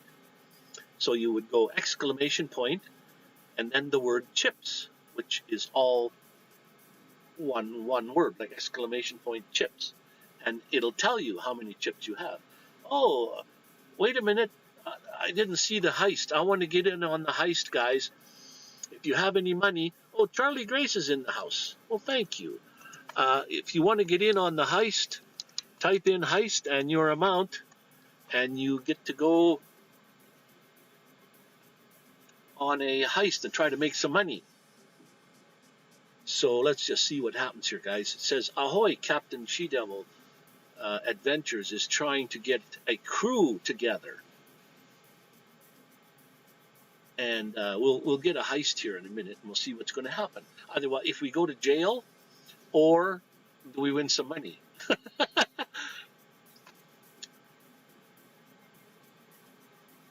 Charlie Grace, you have. Oh, I see. So and Tim, hey, wow, what the hell? We got people in here that I haven't seen for a long time. Sorry. I'm guilty as ever. But for every 5 minutes that you're in the live stream, you get 6 chips. So if you're here for 10 minutes, you get 12 chips. If you're here for 9 minutes, you only get 6. You have to be for the full 5 minute. And then you can gamble. Or you can heist. What happened to our heist? Oh, here we go. What did we get? Nomadic Vanman, I won 100 or 380, and She Devil Adventures won the most, 556. Good heist. So that's what's going on. We had a little bit of discussion on. Well, anyway, I'm going to Mexico on Monday. I'm leaving Calgary, Alberta, and I'm going to Cancun for 2 weeks. Getting a kind of a tooth checkup, see what's going on there, and then a holiday until from May 23rd to June the 6th. I'm going to go there. See, now the chat box windows stopped working again. It just sort of froze up. So why is that?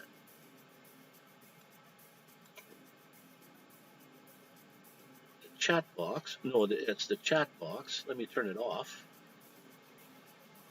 So when I turn it off and turn it back on, then it seems to come back to life. There, it's going through all the chat that it missed. It could be a conflicting thing with Stream Elements. Stream Elements and Stream Labs might always be conflicting with each other. The tales of your Mexico adventure got out, Wayne, and everyone come over for more tales. Okay, well, let me see. What other tales would you? I had some quite the stories there, let me tell you. They're all true, by the way. They're all true.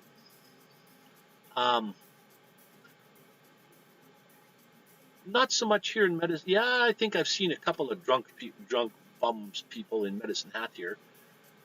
A lot of them in Vancouver, but I saw one in Cancun. I guess if you're maybe a homeless person or whatever in Cancun, you can't afford to drink. But like I said, we went out dancing and drinking with the dentist, with the I was well, anybody in here that hasn't seen that, let me call up that picture again of the owner of the dentist place and me, and we were out there. That's Irma. Her name is Irma. She owns Ocean Dental in Cancun, and there we are out partying, drinking, eating chicken wings and chicken drumsticks, and what do you know? Here's John from another Canadian, and he's always first.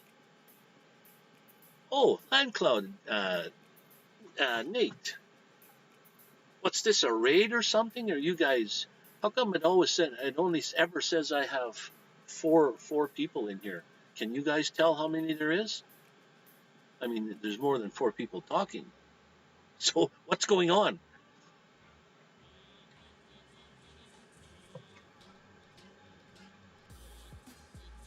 How do you do it? Well, I don't know. You always manage to be first there, John.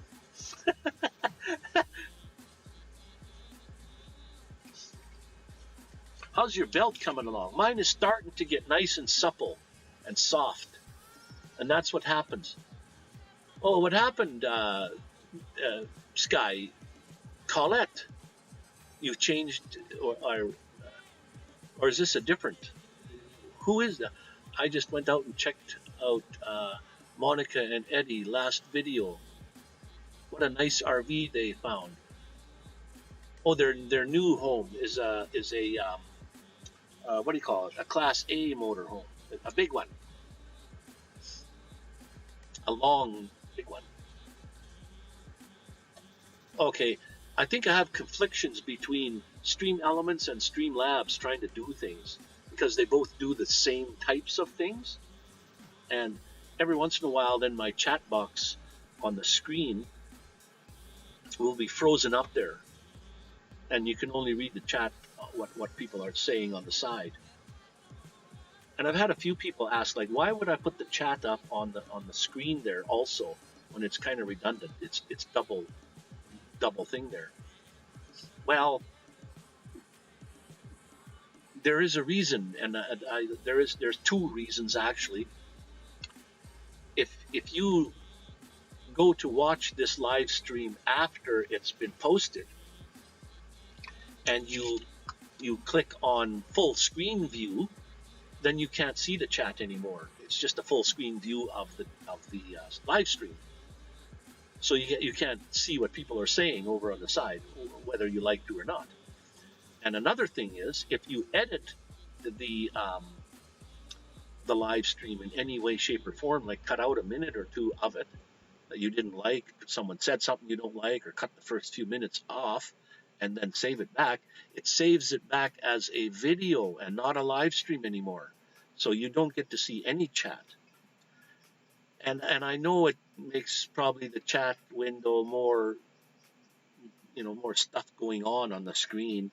You got your camera, then you got your background picture, and then you got your chat window on the side there. Sure, there's a lot of stuff going on.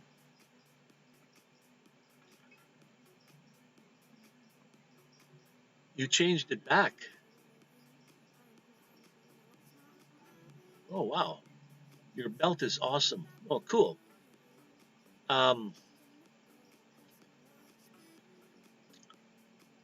Yeah, mine is finally starting to get nice and soft. It gets soft and supple, really pliable after you wear it for a while.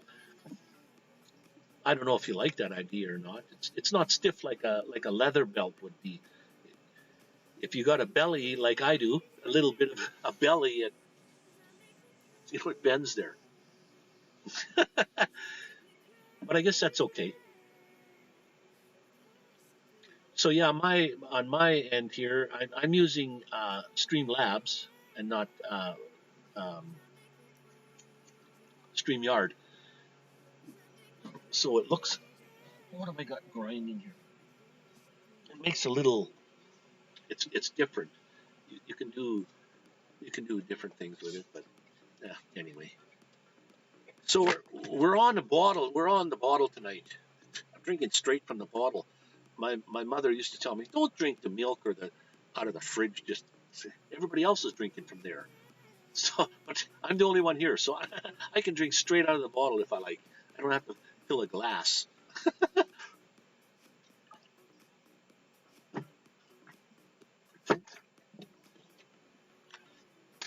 And you see Stream Elements just popped up all by. See, that's what I'm saying. It advertises. If you put those in there, it pops up and puts that in there. Whereas Streamlabs does the same type of thing. Although, now Colette's going to start. Oh, but wait a minute.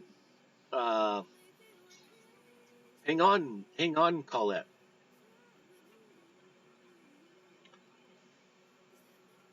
Did you have two channel names then? Because I don't think this will work.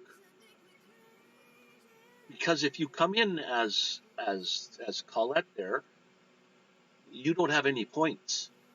Type in chips, see what you have for points. And I think 500 is the maximum you can. Or wait a minute, it says roll to 20. Oh, so that it knows who you were. Oh, cool. Unfortunately, you lost. You were getting pretty high. You and Tommy are very, very close. Very close in your. You both got 600 or 600. You both got over 6,000. Same channel. Okay, that's why it gave you. I didn't know you could change your name like that though on the fly. I'm going to come in as something else. Yeah, 6,000. So it does work. What do you know? Wow, cool. Very interesting. I didn't know that. Now I do. Oh, well, let me take a picture off the background again and put something else up there. You don't need to see that anymore. We were just talking about dentists would go out dancing with you. How often do they do that in the US or Canada? Does your dentist go out dancing with you?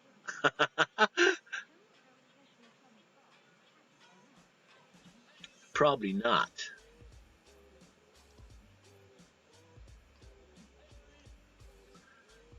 There's a half-ton truck I used to own. Sold it, unfortunately. I was burning down the road. You rolled a 77. Holy smokers. No, wait a minute.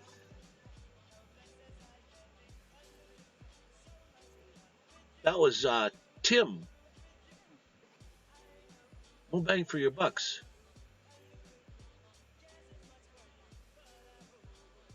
So, but you doubled your money. Plus, you got chips from just sitting here. So, everybody knows that in order to speak to the bot, is an exclamation point, and then the word, like gamble, and then the amount of money, as you can see there. And I think if you go to the thing that's scrolling across the bottom there, nomadicvanman.live, it'll give you a list of all the commands you can use. Like slots is exclamation point. Slots is one, but that you can't win very good on that one. It's not good at all. Did the rules change again for Streamlabs? I thought the payout was it changes. That's the thing. I don't know how that does that. It sometimes it'll be good and some a higher amount. Sometimes it's a less amount. Right now, what is it?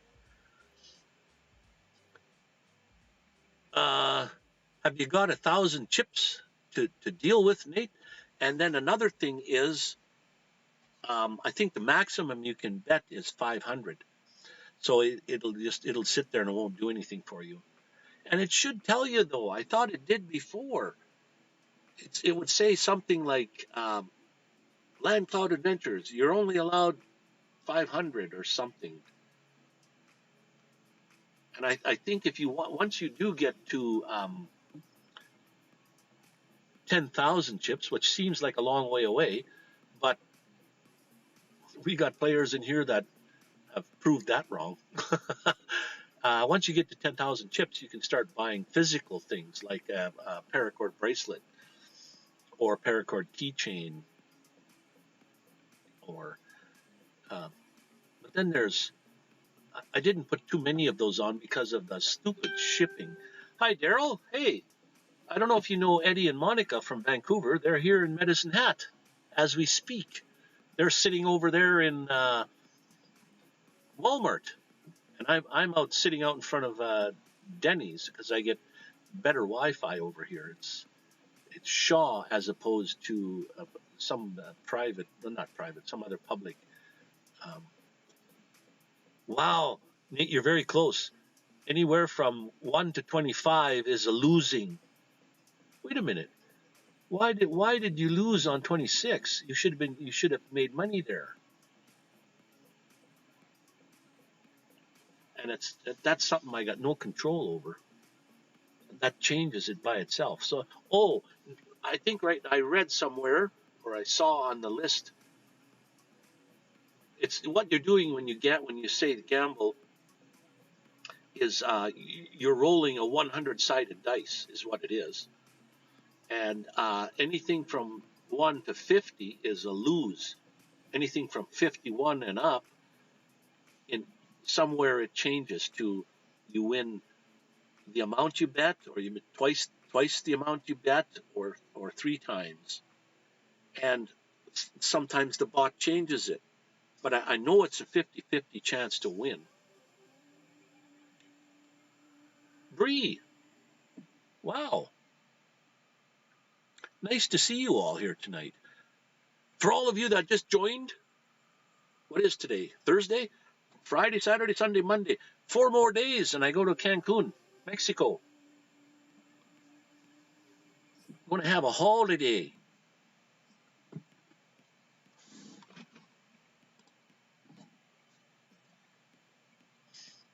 And it's wintertime here again. We've had rain. We've had wind. So windy that unbelievable wind. And I thought I saw snowflakes, but somebody was saying it hailed in Saskatchewan. There's hailing there. So maybe it was like really a light hail. Oh, for any of you that has been with us for a little time here, again, the music is started from the front, from the beginning again.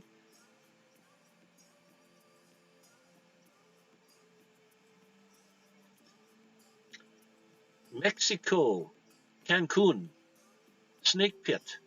That's what the Cancun means, snake pit. I'm going to the snake pit. Were you in here, Bree, when I showed you a picture of my dentist? I'll show you again. This is what they do not do in Canada. Is after I got my teeth fixed every night, just about, we would go out dancing. And here I am with Irma, the owner of Ocean Dental in Cancun. She was snuggling right up to me. I was keeping her warm. And then we were out. There was a boxing match or something on TV there, and so that's where we were. And we were eating chicken wings and stuff, and just drinking beer. We weren't dancing there. But then, every other night or whenever we went out dancing a few times, and because I didn't have a car, we took her car and drove to the place. And then after we were drinking for a while and dancing, she says, "You drive, you take me home." So I said, "Well, what if the police pull us over? Like the police are you don't want to say they're corrupt, but I guess maybe their wages aren't. I mean, they're looking for white people to pull over to get some money out of them." So she said, "Don't worry, no worries." So I drove us home. So who's on a losing streak here again? My goodness, you had 6,000 a minute ago. Now you're down to 4,000. I gotta have to change the rules somehow. I'm gonna have to talk to the bot some way and tell them. And it seems like if I go into the bot and change some things that I'm allowed to change, well, it just reverts back to its like default settings. So I'm not too sure. So is there any? Oh, Ron is a moderator, and Tommy is a moderator that was in the house here earlier. She was saying how she's busy between a couple of different things that she's doing. How many chips have you got, Nate? Can you type in !chips and let's see what you have. You rolled a 49. You bet 49. Oh no, wait a minute. You lost 49 chips. That's why. Why would you lose 49? Oh, you rolled a 7. And it's a 50-50 chance to win. Like, it's like flipping a coin. Well, I guess if you got 50% chance of winning one way, you got 50% chance of losing. I tried to gamble. I tried to gamble your van. Clearly, I didn't win. You did you?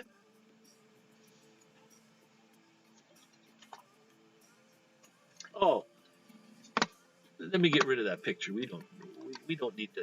I just wanted to show you people that was my dentist. And let me tell you. Hang on, I'll go back. Let me show you a picture again of my teeth before and after. You won't believe it. Like, these are my choppers now. 24 crowns. That's a lot. Fit to screen.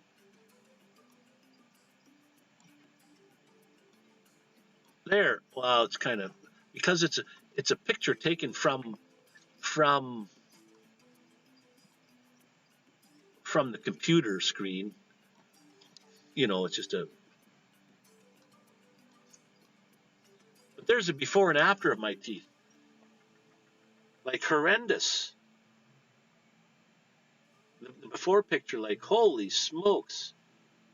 Those used to be my teeth. I can't believe that they were like that. You rolled a 26. Now that you should have been made money with. Yes. No. Okay, what the hell is going on there? Before you rolled a 26 a long time ago. Last time you were on and you won money.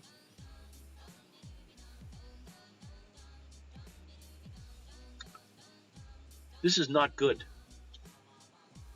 I'm going to have to go into the bot and tell them that. Make it a 50-sided dice.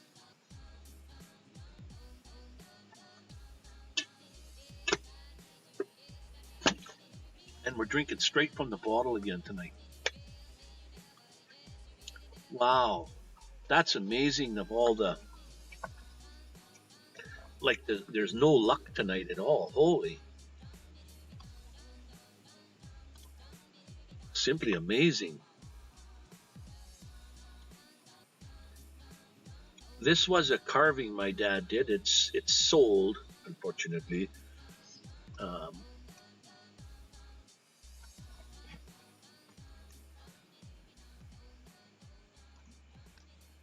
A wood carving, all of what do you call it? To scale, like it was real size. No, I know it's okay to to lose all the time. Trying to multitask, you're lurking in the background or lurking in the back. Not as easy to be. Hello, everyone. Yeah, I know. It's free chips that you're getting. I know that, but it's always fun to win, isn't it? As opposed to it's not fun to lose, even if it is free. And Mo Bang for Your Bucks was in the house. I don't know if he's still in here, Tim, but whenever he would get chips of however many, he would bet the whole works all the time, the full amount. Like, they're free, why not use them? And if you're lucky and you win, the 100-sided dice should be at least. I don't think you can break it down as 60% chance of winning. I think it's either 25% to win, 50%, 75, or 100% to win. So I think I can adjust it to you only lose when it's from 1 to 25, and from 26 up is a win of some sort. Like either your money back. You can't refine it very much. I know that, and I've done that. I've changed it, and yet when I've had people come on the live after the fact, it would kind of revert back to a default.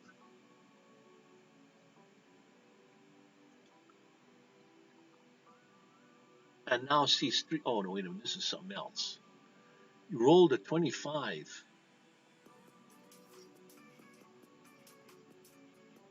Guy Mudness. Well, somebody rolled an 80. Colette, there you go. Now you won. I think 500 is the limit. And usually, when a new person comes into the live, has never been on the Streamlabs, they start off with every 5 minutes you get 6 chips. So they got a low count. What I do, after the live stream is I go in and I give them give them 100 to at least get them started on something, because it's hard to get accumulated. I mean, if you're gonna be in and you get 6 chips and you roll it, you lose it all the time. Like,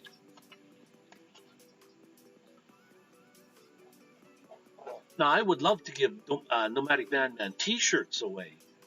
So to win a bracelet, it would be, well, what it is right now, 10,000 points.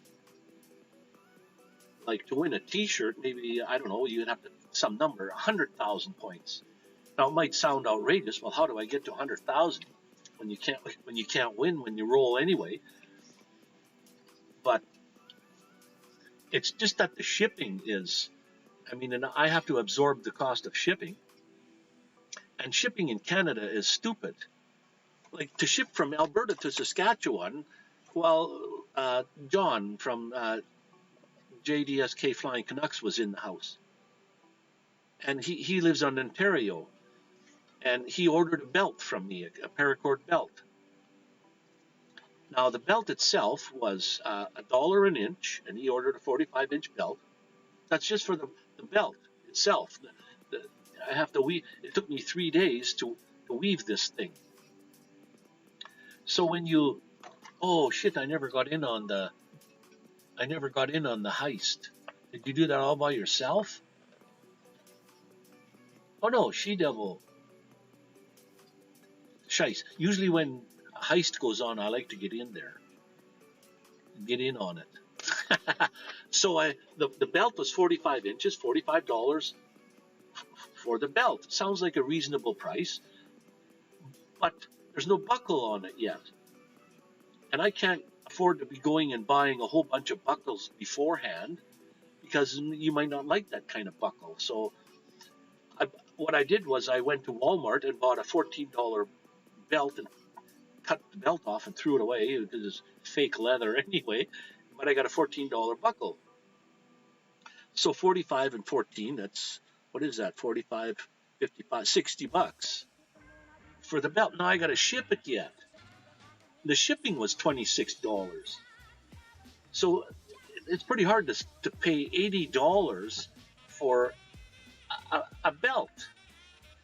Like, so when you win something, like when you roll the dice here and you get to 100,000 and you order a T-shirt, well, the T-shirt would cost me whatever it would be to order it, $20, $30, whatever they are, and then to ship it yet. Well, no, wait a minute, that would be different. They would ship from that company there. They wouldn't ship to me and then me go out.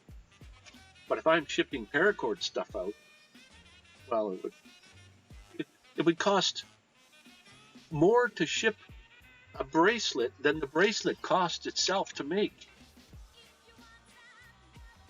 Kind of useless. Oh, there's a heist just came up. I got to get in on this one if I can get there quick enough. Heist 200. Let me in on that one. I missed the other one. So it'll be a minute or two, and then it'll finally tell us what we get to win. or you go to jail.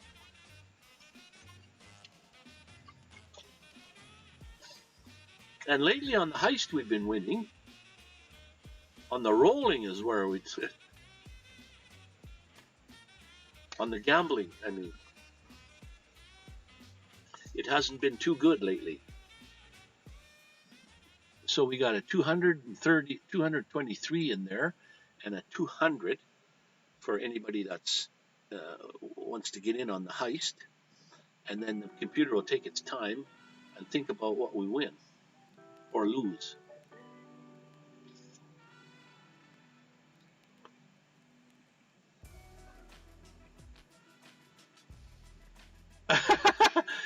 You're on a cooldown. Why? How long is 164 seconds yet? Why am I on a cooldown? That's not enough time to do. No way. Something's wrong there, man. Who programmed this thing?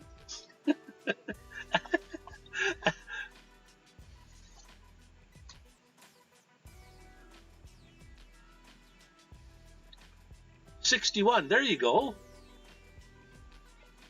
You're back on a winning streak. Okay, let's see if 160 some seconds went by. Let's see if I can get in on this heist.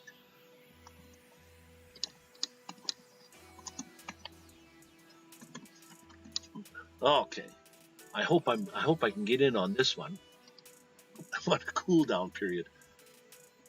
Oh, Colette, heist is on a cooldown.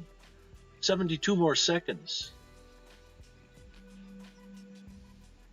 Well, I can shorten that though.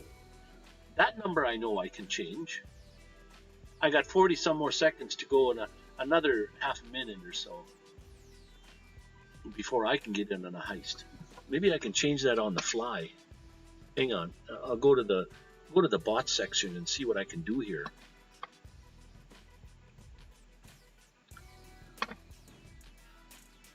Oh, and now it tells me charity time. I don't want to do no charity time. What the heck is this? Okay, let's go to modules and let's go to heist. Here we go, heist. What's the cooldown time? 300 seconds. What's that? 300 seconds. What is that? 5 minutes? Let's make it down way down to 120 or even 90 seconds.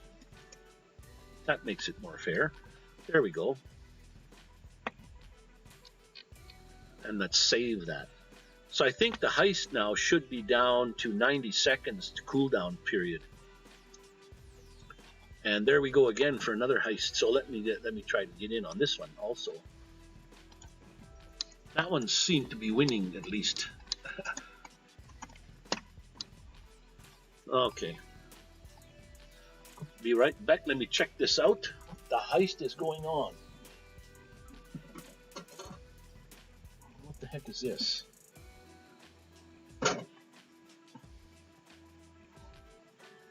I had pierogies and sausage tonight. Oh, it was good too. Homemade farmer sausage. Unfortunately, I just have to have a bite.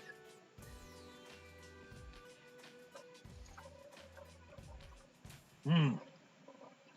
More than delicious.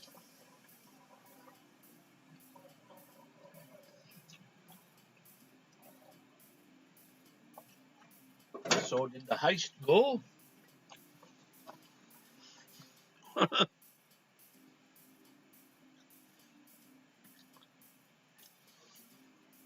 Ahoy.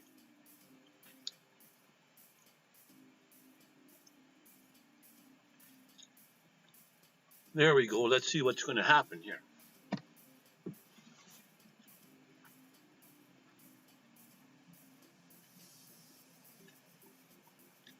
I had pierogies and sausage tonight. It was great. 92. There you go. You're back on a winning streak.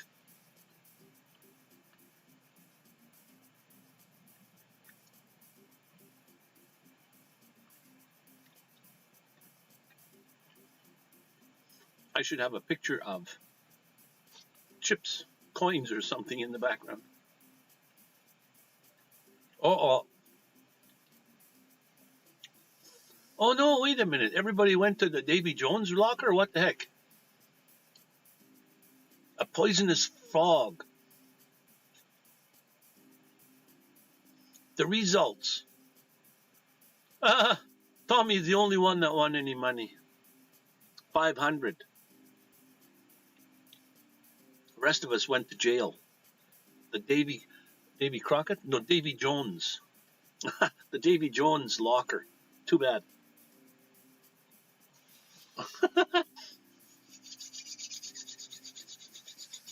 Oh well.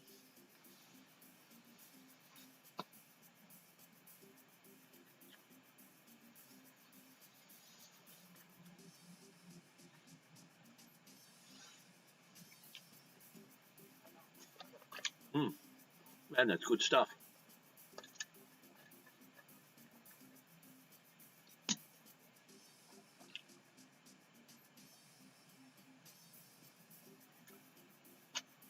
It's 17 degrees in here. Time to turn the heater on for a little while. What's the topic about, guys? What shall we discuss? Anything in particular?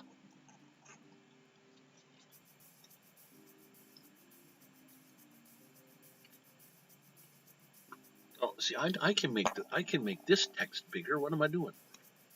So I can read it a little bit. That's a switch. Usually I'm the one that ends up, and yeah, I know you started the whole deal with the Davy Jones locker thing. You were always going there, and now you're the only one that won.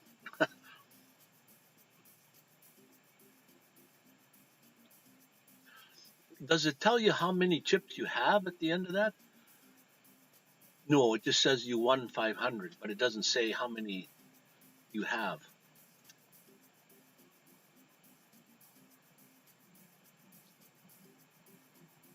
It's not warm there yet.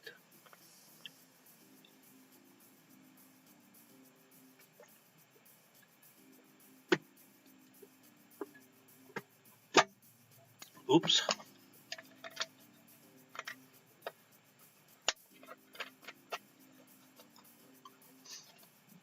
I think there was some people that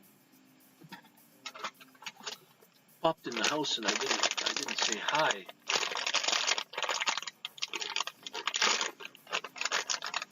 Some people I haven't seen for a long time.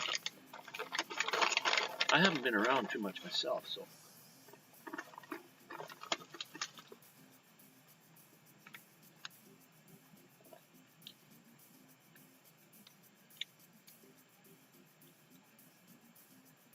Turn the light off.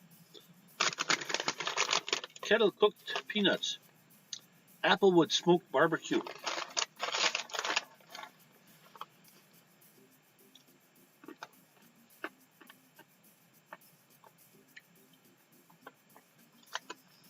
And here it almost feels like winter again. And when is the longest day? Less than a month away? First day of summer? It's usually stifling hot, where you can't stand it.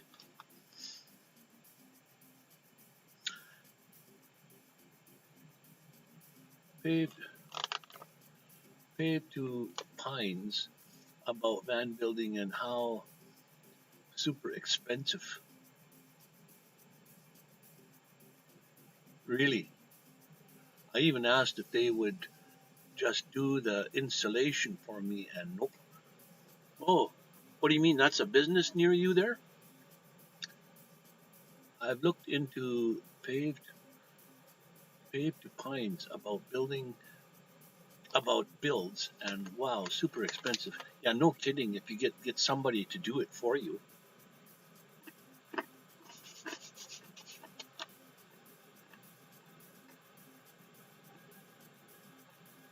Oh.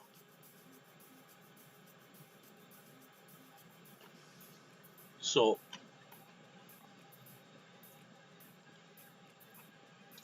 let me try and see what I can do about that rolling thing.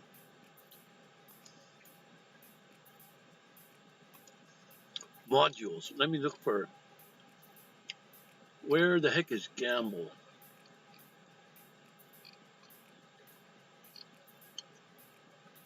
Gamble. Here's the Gamble thing. So you see, it puts that in there. So let me change that to a 1. So now let me save.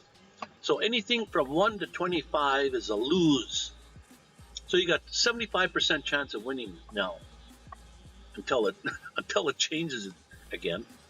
But now anything you're from a 1 to 25 you lose. 26 and up, you at least get your money back. Well, you would your money back plus what you bet.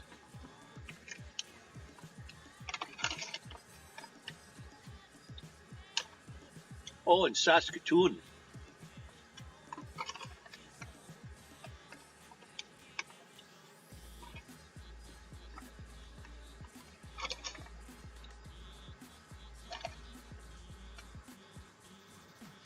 Saskatoon, yeah, I've been there a few times. That's a more northerly type city.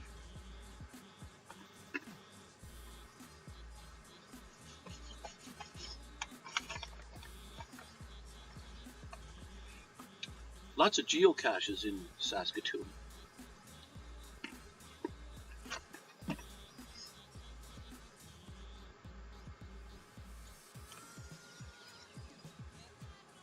So now your odds of winning on the gamble is better. Ooh, these are barbecued. They're barbecuey. Let me tell you. The Wi-Fi is really good here tonight.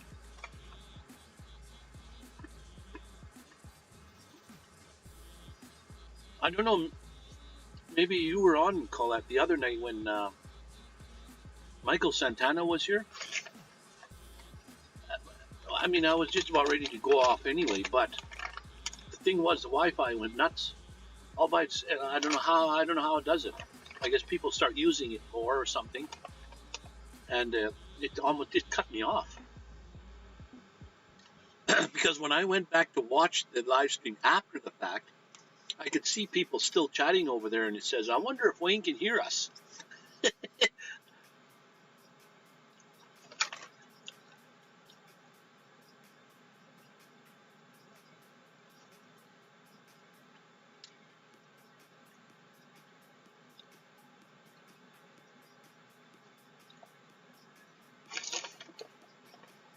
Well, no, he might be able to, because that's what he still does. He donates some of his time, probably more in the summer times, to helping some people that don't know how to do certain things. He'll help out. A fan is easy to put in. I mean, I've done everything you could do to a van to put it in, but he's done it a couple at least, so he knows. And it's a straightforward wiring thing. It's not so hard to do. And then he donates some of his time and helps.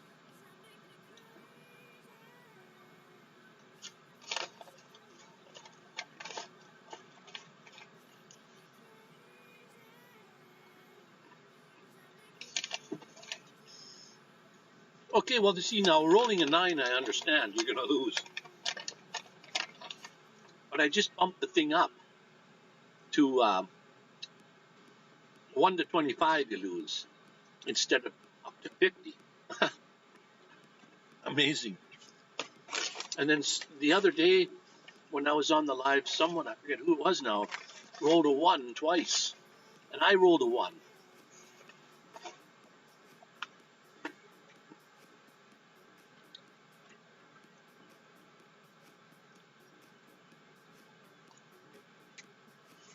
So do you know how to get a hold of him when you go there? So if you have he puts out videos, not so much anymore though.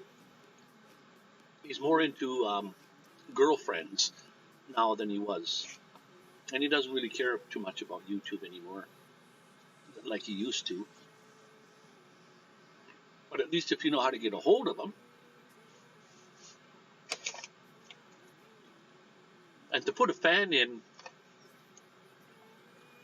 the scariest part is the cutting of the hole.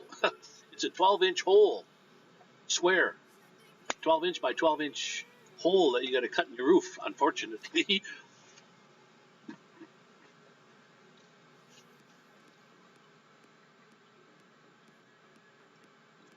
Oh, in July, okay.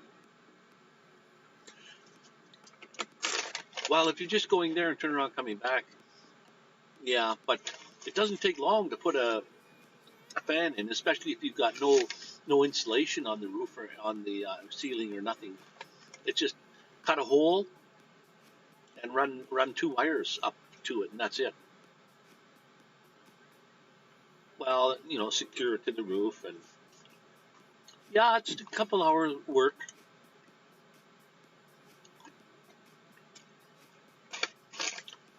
Anytime you start drilling holes and stuff in your vehicle, always a chance of water leakage.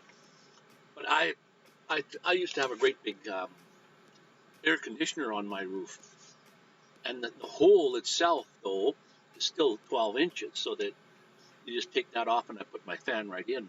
But the way you seal it up is so good that I mean, you put butyl tape up there, and then you put self-leveling putty, uh, uh, self-leveling caulking on there, and it's sealed up really well. I've never seen a ceiling fan fail yet, leaking or something.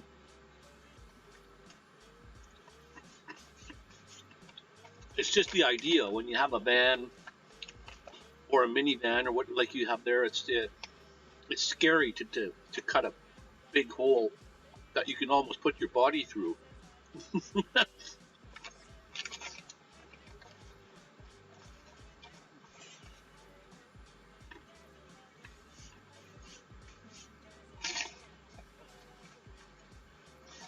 I can't. That number for people in the house has been on 4 forever, but I imagine it's right down there.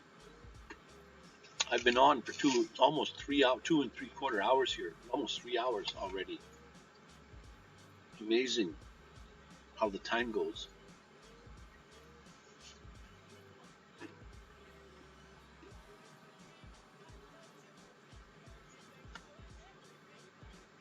You see, not only do you have to cut a 12-inch hole when you put the fan in, or the vent or whatever it is,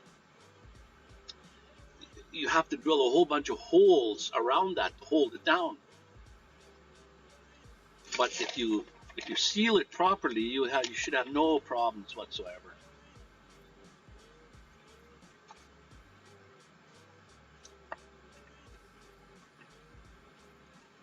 Oh yeah, they're definitely worth it. That's for sure. Um, I don't know how much cooking you would do inside your vehicle, but if you do any at all, well, that's you need the circulate. You need the fan going, circulating, even in winter, or um, not so much diesel heater, but if you use a like a buddy type heater, well, then you need circulation for sure, because buddy heaters and all those kind of heaters, propane heaters, put so much moisture in the air that you have to have at least your windows cracked and a vent open.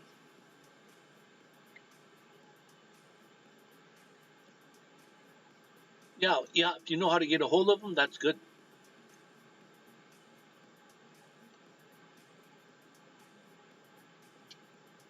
And he's in Burnaby, not in Vancouver.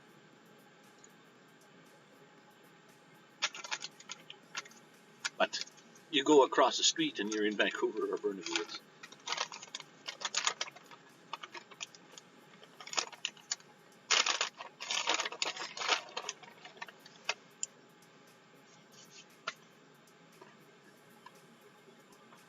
Oh, there, I learned something else again, new.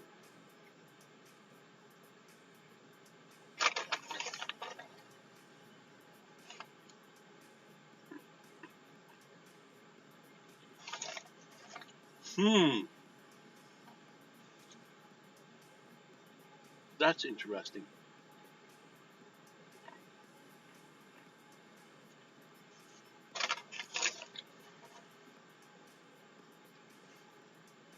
Oh, you didn't know he was in Burnaby, eh? And now, well, when I was there last, he broke up with his girlfriend, the one that you probably saw in some of his videos there with the little dog. They broke up. She just couldn't stand van life. And I think it was the winter that did it in for her. She didn't like the cold, I guess. It's not that it wasn't cold. It was just Some people just can't stand living in a van. I mean, she did it for a long time, 13 months or so. But now he's got a new girlfriend out at White Rock, which is a little bit farther away.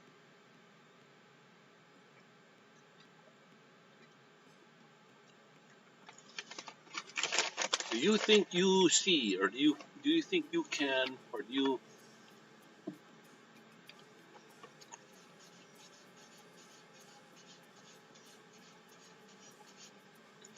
Well, I don't know if it's too bad that he lost his girlfriend, because if you followed Torn from way back, he broke up with his wife. He has kids, and then when you meet him in person, you know, like he said, I'd never ever have a girlfriend again, ever. I don't want girlfriends anymore. I think he was afraid of marriage. That's the thing. And then all of a sudden, he had a girlfriend.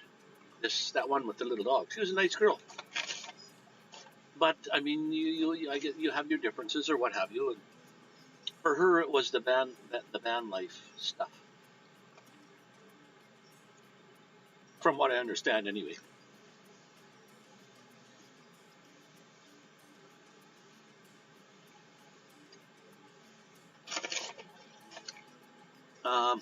What did you say there? Oh, that's too bad. Do you think? What were you going to say? Do you think what?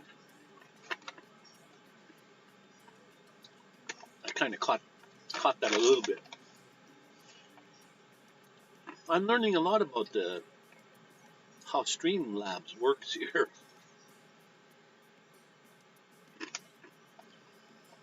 Once you get the diesel heater going to speed, it's warm. I'm sitting right above it too.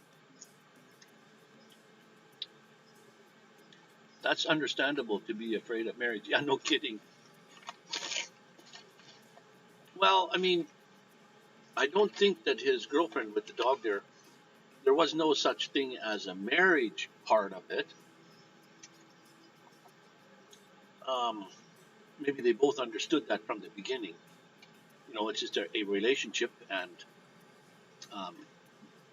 nobody talks about marriage. So when you understand that from the beginning,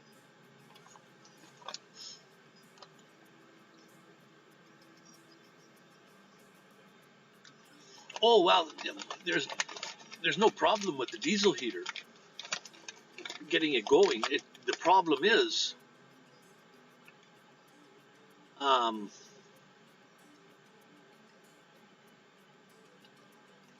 well, problem is twofold. I think is you have to unfortunately drill holes in your vehicle, and if you're getting a 12-inch hole put in your ceiling, 2 holes in the floor the size of a toonie is nothing. But the point of the whole matter is, when you have a smaller vehicle, you only get so many places in the floor that you can drill holes, so that when it comes through the floor, you're not drilling into wires or into the what do you call it, the chassis part of the. You have to be able to get at the holes from underneath, and when you have a new vehicle like that, it's hard to find a spot. Yeah, you can go underneath and look and say, okay, I can drill a hole here and here, but then you go up inside the vehicle and it's not where you want the heater to be. That's the whole point, is putting the heater somewhere where you can go straight down through. Now, you have good spots in your vehicle there that's like in the middle of where your bed would go. So then you have to decide, okay, if it's going to be under my bed like mine is, your bed has to be higher, I mean, just enough to cover the over top the heater. It doesn't have to be real high. But not only that, it's under your bed. Well, it doesn't matter where it is. You're going to have nice heat, dry heat, no moisture. Like mine's blowing right now. I don't know if you can hear it, but it's warm. I have to turn it off in a minute. But if you can decide, okay, I'm going to go through with this, I have to drill the holes, I have to drill the 2 holes, okay, then you can kind of estimate, okay, here's a good spot underneath the vehicle to drill 2 holes, right here. So then you kind of go on top and you look, oh, okay, that's going to end up coming up right here. Is that a good spot for the heater? Yes or no? And the only other mounting would be, excuse me, to the controller that goes on the wall. Well, you could put Velcro on there if you don't want to drill a hole to mount it. You could just put a piece of Velcro on and stick it to the wall somewhere. That's no problem. And if you think that you really want to wait to put a heater on, or you don't want to do this right away, I have a friend here in Medicine Hat that is looking to buy one. So if you don't really want one, you can always sell it. They're probably easy to sell, that's for sure. But if you do want to mount it, and even if you do spend your winters in a warmer climate like Vancouver, yeah, you would need heat. But not like a lot. It's not like here. In Medicine Hat here, even with the diesel heater, I wouldn't want to. It would be way too hard to spend a winter here in Medicine Hat. The cost of running it is cheap. It's diesel, and it sips the diesel. It doesn't burn a lot of diesel, so it's not the cost. But it's the whole thing of, do I want to park somewhere and be permanently parked for the winter and not move? Or do you want to drive around? I mean, if it's your only vehicle, well, then you're going to need something to drive around with. So, you see, on the prairies, when you park a trailer, let's say, not even my van, if I want to park a hitch-up trailer, all winter long, there's a place here in Medicine Hat where you can go and do that. You can stay in your trailer all winter long. It costs you $700 a month to rent there. But then you had better put up siding all the way around your vehicle so that the air doesn't blow underneath. That's the whole point. You can stop the air from blowing underneath your vehicle in the winter. You can survive a lot better in the winters. But if you're just parked somewhere and it's 30 below outside and the wind is blowing, it's hard to even keep your vehicle warm because it's the air that's blowing underneath that's keeping it cold. So therefore, if you put up skirting all the way around it, well, you're not going to be moving too far. It's a toss-up between a bunch of things. Whereas in Vancouver, it's completely different. You don't need to be parked permanently in one spot. You just drive around like it's not winter. Last winter when I went there was kind of the worst winters they've had in a long time. And I got there in early November. Let me put these peanuts away. I got there in early November, and then the highways washed out in the mid-November, so people couldn't come and go on the highways to Vancouver. And it was minus 19 degrees. And I didn't even feel like it was that cold, even at minus 19. There was a lot of snow, too. So it was completely different than the years before. The 3 years that I went there before. The coldest it ever got the years before was minus 5. And it was like that for a couple of days. And then back to 0 was the lowest. And I won't be living it for at least 2 more years. But kind of concerned about selling my heater because of how things are right now. If you sold your heater, let's say, for example, I'm sure that when in 2 more years, when you're ready to kind of move in, that those heaters would be even less money than what you paid for it. Like those things will never go up in price to the point where it's going to cost you more. And there's not only, well, I mean, I'm talking about the Chinese diesel heaters. They're changing shape too and things. So they would probably, even though they're Chinese, I mean, they would still be getting better. So I wouldn't worry about it. If you don't want to sit on that heater and have it do nothing, and you could use a few bucks, you could sell it to someone and worry about that when the time comes to get another one, or put it in the storage and keep it. Nothing can happen to it. It's brand new. It's just I was talking to a friend here, and he wants to buy one of those kind, not the kind that, there's 2 kinds of diesel heaters you can get. The kind that you have, and then the kind that comes as a carry handle unit. He doesn't want that kind, but he wants to take the kind of heater that you have and put it into a workbench box cabinet so that you can carry it around like a toolbox, and make it really tiny, well, the size of the heater itself. You worry about the supply of heaters? You got to be kidding. You know how many heaters are shipped here by shiploads? Thousands of them, like probably hundreds of thousands of them. I seen in Vancouver on the shore skids full of these things. Like the Chinese are pushing these things like crazy. There are thousands of these things. They're all over the place. But I mean, yeah, it's rightfully so to be concerned, but they'll always be.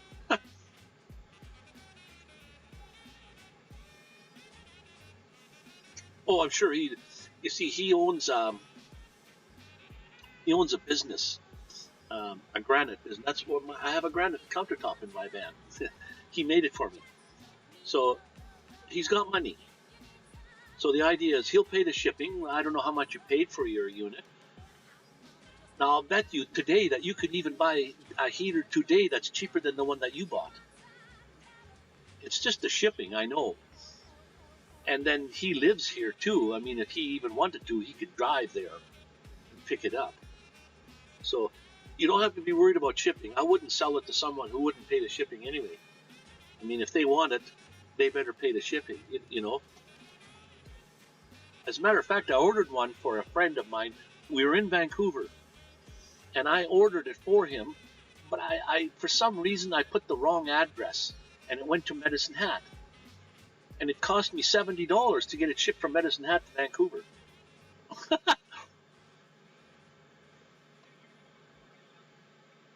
The supply of those will be affected at some point. On my, I would guess that sooner or later the supply of those. I don't know. I don't think that thing they're just getting more and more all the time. Shipped here. If you would have seen the size of this ship, that's all they had on there was diesel heaters coming to Canada. Like unbelievable amounts. And from Amazon. When you go on Amazon, always make sure that it's fulfilled by Amazon, which means there's a warehouse in Calgary, there's a warehouse in Vancouver, and where I stayed at night in Vancouver was 2 blocks away from that warehouse. I could have ordered something from Amazon that was fulfilled by Amazon, and I could receive it right to my van within 2 hours. That's how the shipping works. And if you go right now on Amazon and look for Chinese diesel heaters, you'll see there's so many of them that it's unbelievable. Yeah, truckers is where they started with from. Now there's a company in Vancouver that's Webasto or S-Bar, same thing. Now though, if you bought one of those, it'd be $1,500. $1,500, and you can buy a diesel heater for $200, sometimes less even if you find them, $250. How many of those can you buy from buying one S-Bar? 5. So you can buy 5 diesel heaters, Chinese of course, and I don't have nothing against Chinese diesel heaters. They work exactly the same. At the end of the day, they're exactly the same. There's no difference. You cannot interchange some parts. Like the glow plug on a Chinese diesel heater, when I bought them back then, they were $18 for 2 glow plugs. Now they're about $20 for one. But to buy an S-Bar glow plug is $100 for one glow plug. And yes, Chinese diesel heaters are inferior to an S-Bar, but it's like a Volkswagen and a Cadillac. They cost way different prices, but at the end of the day, they both get you from A to B. You can still drive from A to B. And that's the same with the diesel heaters. I don't compare them at all. The S-Bar is a much better built unit than the Chinese diesel heaters, but at the end of the day, mine has worked for 4 years without fail. I put up videos about failing mine, like soot or something, but it was all not a joke, but I wanted to see if I had soot in my... No, I didn't really have any problems with my diesel heater at all. So, and I've seen S-Bars, like if you watch Chrome, he bought an S-Bar one, and he had a guy make a video on comparing the two. Well, you see, in my opinion, that wasn't the right thing to do, because the guy that he got to do or anybody that you get to do a comparison on, they have a bias already on which type they like. So when they made that video, they made it sound like the S-Bar was such a great thing. It's not. As a matter of fact, they did a whole part on the exhaust pipe. They said, well, look at the one from the diesel heater. When you look through it, you can see all the way through it. Look at the one of the S-Bar. You can't see through it. It's got baffling in there. That's what the exhaust is supposed to do. But incorrect. If you watch a guy that did everything about exhausts, and he tried this one, 3 different kinds. The S-Bar one, the Chinese diesel heater one, and one that comes off a motorcycle, the exhaust. The one that performed the best and was the quietest was the one that came with the Chinese diesel heater that you could see through. Because on the S-Bar, the air has got to go in, down around the corner, across the bottom, and up the other side, and then through the hole, which means it's got to go through 190, 290s, 390s, 490-degree turn, 590-degree turns before it comes out the other side, which means you're putting a lot of back pressure on the exhaust trying to come out. Wrong thing to do. So in some ways, the Chinese diesel heater is much superior to an S-Bar. An S-Bar is made in Canada, made in Vancouver. You can go pick one up. You don't even need to pay shipping. But I would prefer buying 5 Chinese diesel heaters before I buy one S-Bar. Bill is back in the house. He went and got some ice cream. He must have ate it all. I'm drinking straight from the bottle, guys.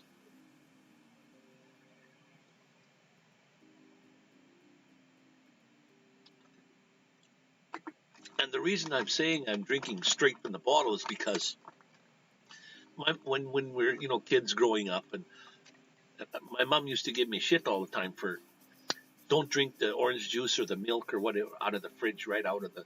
I know it's not a good thing to do when other people might be drinking out of that same thing, but I'm the only one. So I'm the only one that can give germs to myself. Did you have your ice cream? What kind did you have there, Bill? What flavor and whatever toppings did you have on top of there? Or bottomings? Or what flavor of ice cream? So anyway, Colette, about your diesel heater, that's totally up to you. You already own it. So you kind of decide what you think, what you'd like to do, and say, oh no, I want to keep this, and one day we'll put it in. Or if you could use a few dollars here and there, I know when you get the money, you can, hey, it's something I could spend, and you spend the money on something else. But vanilla.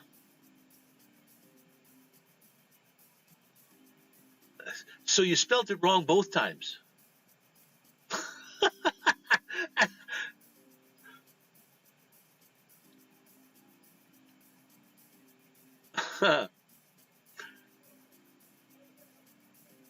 So what we were talking about there, Bill, is Chinese diesel heaters. We were just having a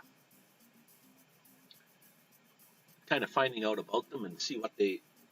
I have one. It's right on below me. I've had mine for 4 years now, and our 4 winters. I don't use it during the summer. I don't have an air conditioner, so I've used it for 4 years now, and it's worked out perfectly.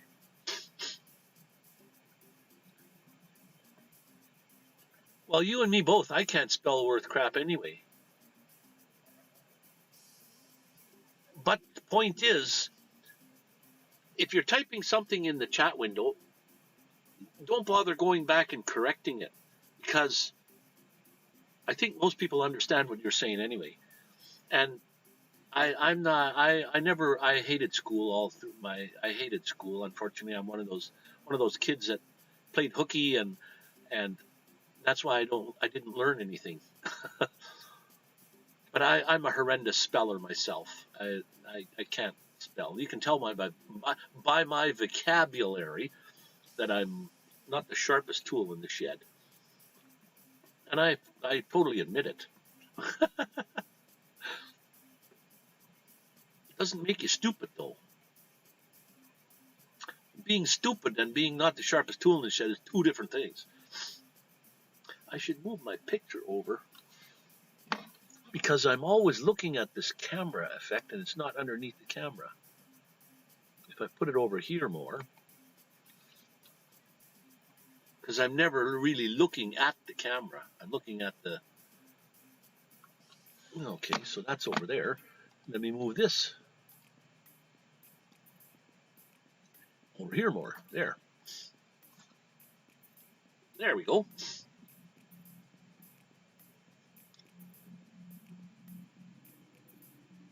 Yes, I can text you tomorrow about it if your friend wants to buy it. Well, you see, he said he wants to buy one. Now, when someone... Okay, here's a saying for you. And then we'll see why. There's 3 cats. 3 kitty cats. They're sitting on a fence. Right? It's moonlight and what have you, and there's 3 cats sitting on the fence. Now, one cat decides to jump. So how many cats are on the fence now? So 3 cats are sitting on the fence, and one cat decides to jump. How many cats are on the fence?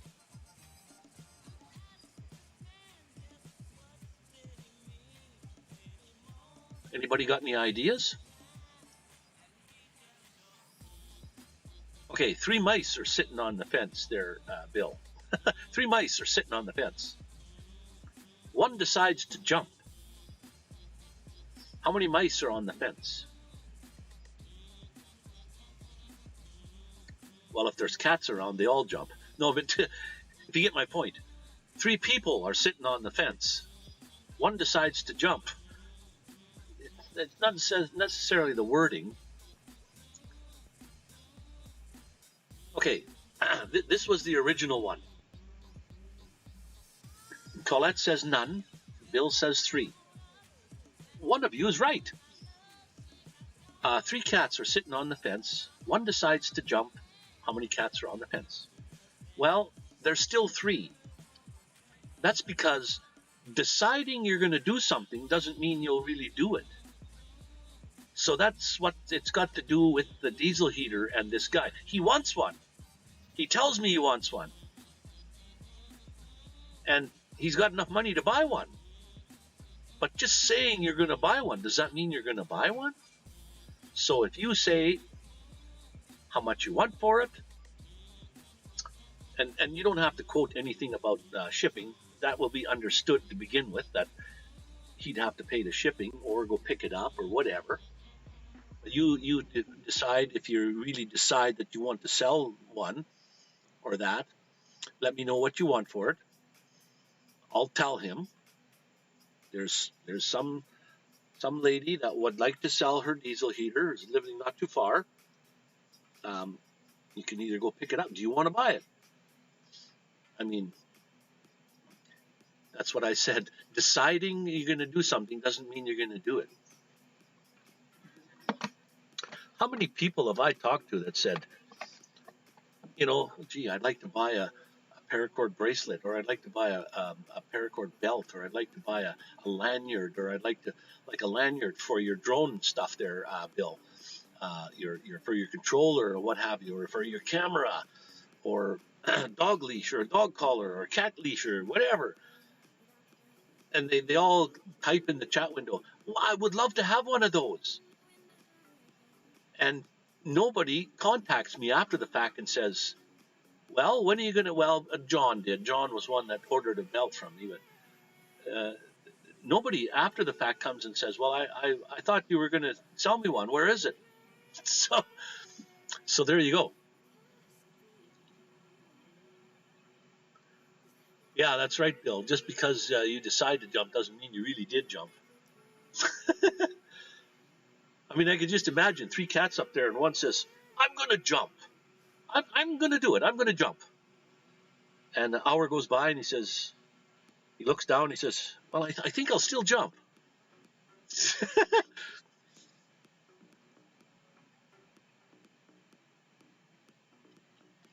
Yeah, you can text me a price, for sure.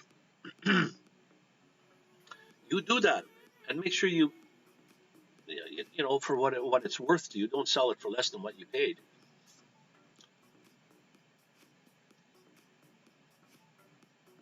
And when I put stuff on eBay, not eBay,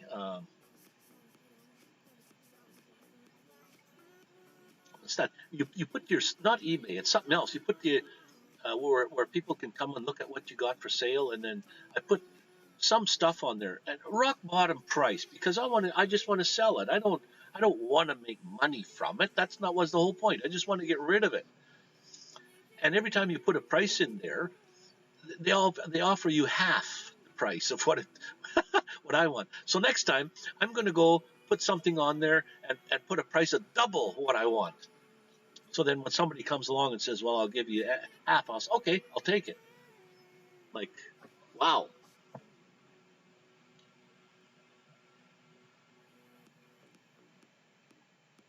Procrastination.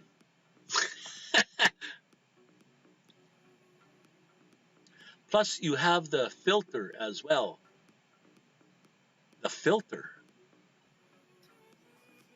What do you mean? Was the filter like an add-on pot? I thought the filter came in. What do you mean filter? Did that come in there with it, or is that something an add-on?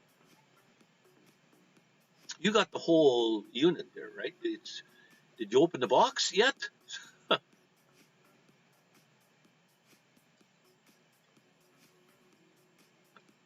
Maybe we did. I'm not too sure when you were here. What I like to do is actually hook it up to the battery before installing it, just to see if everything works. Because I have installed maybe 20 heaters already, and I think one didn't work the minute I put it in. So we already drilled the holes and did everything, and now it doesn't work. So you got to send it back or do whatever it takes to fix that problem. Yeah, that's irritating. Some people want something for nothing. Yeah, I know, and that's what I had problems with. I That's not eBay. What do you call that? That company online where you can sell stuff. Damn, I forget the names of these things. But oh, you bought an extra filter. Okay, well that's no sense keeping the filter either. If you, I mean, if you're going to sell the heaters, price it all in there so that you get. Uh, oh, okay. I don't know if we fired it up or not, but that's what I do. I like to. All you got to do is just touch it on the battery and see if it's going to start pumping. Make sure that everything kind of works. Because, like I said, I installed one that didn't work. Well, now you got to pull it all out, and then, oh, Kijiji, there you go. That's the word, Bill. Kijiji. I put many a stuff on Kijiji, and thinking I put it low enough so that somebody would actually buy it. I wasn't trying to make. Some people, yeah, okay, they would put a higher price and they want to make more than what they paid for it or what have you. But that's not my intention. I wanted to just sell it because I didn't need it anymore or I got something new or different. I wanted to get rid of it. And then somebody would come and offer me half the price of what it's worth. And I said, what? I don't think I ever tried Craigslist. Yes, I did. I think twice. And every time you Craigslist was a little different. I got scammers would call you. I had a half-ton truck once, a yellow one, and it was only a two-wheel drive, rear-wheel drive.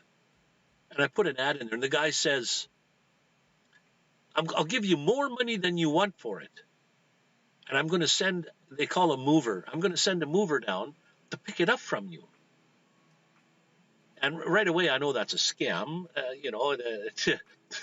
but he wants to pay more money than what I was asking. Like, give me a break. How many people really do that? And then he says he's buying that truck for his parents. And I had a picture on Craigslist of the truck, and I said, "You're buying this for your parents? This isn't a parent's vehicle."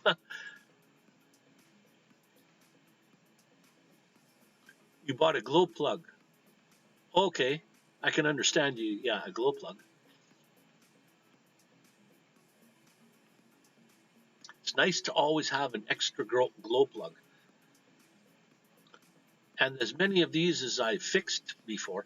Now, you see, that's the thing. I've installed maybe 20 diesel heaters. And 3 times out of all those 20, I regret it. Because, let me turn my heater off. Holy smokes. Because I would install it, they would run it, and it would work fine. And then all of a sudden you get error, like error code 6, error code 3, error code 10, what have you. And then it's my fault, you see. It's not their fault. It's my fault that it got errors. Well, I mean, that's what they're saying. But it wasn't my fault. It's their fault. If they only, it's because they didn't know diesel heaters and how to run them properly.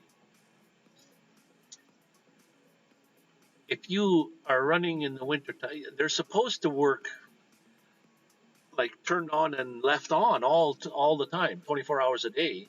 Yes, but they're not running full blast when they're running like that. They're running. They would get it up to the temperature that you set it at. If you want it to be 21 degrees in here, it would get up to 21 degrees, and then the fan and everything, it would just slow right down to a trickle. You would hardly be burning any fuel whatsoever. The fan, I can't even hear it right now. And the pump's over there and the fan's underneath me, and I can't even hear it.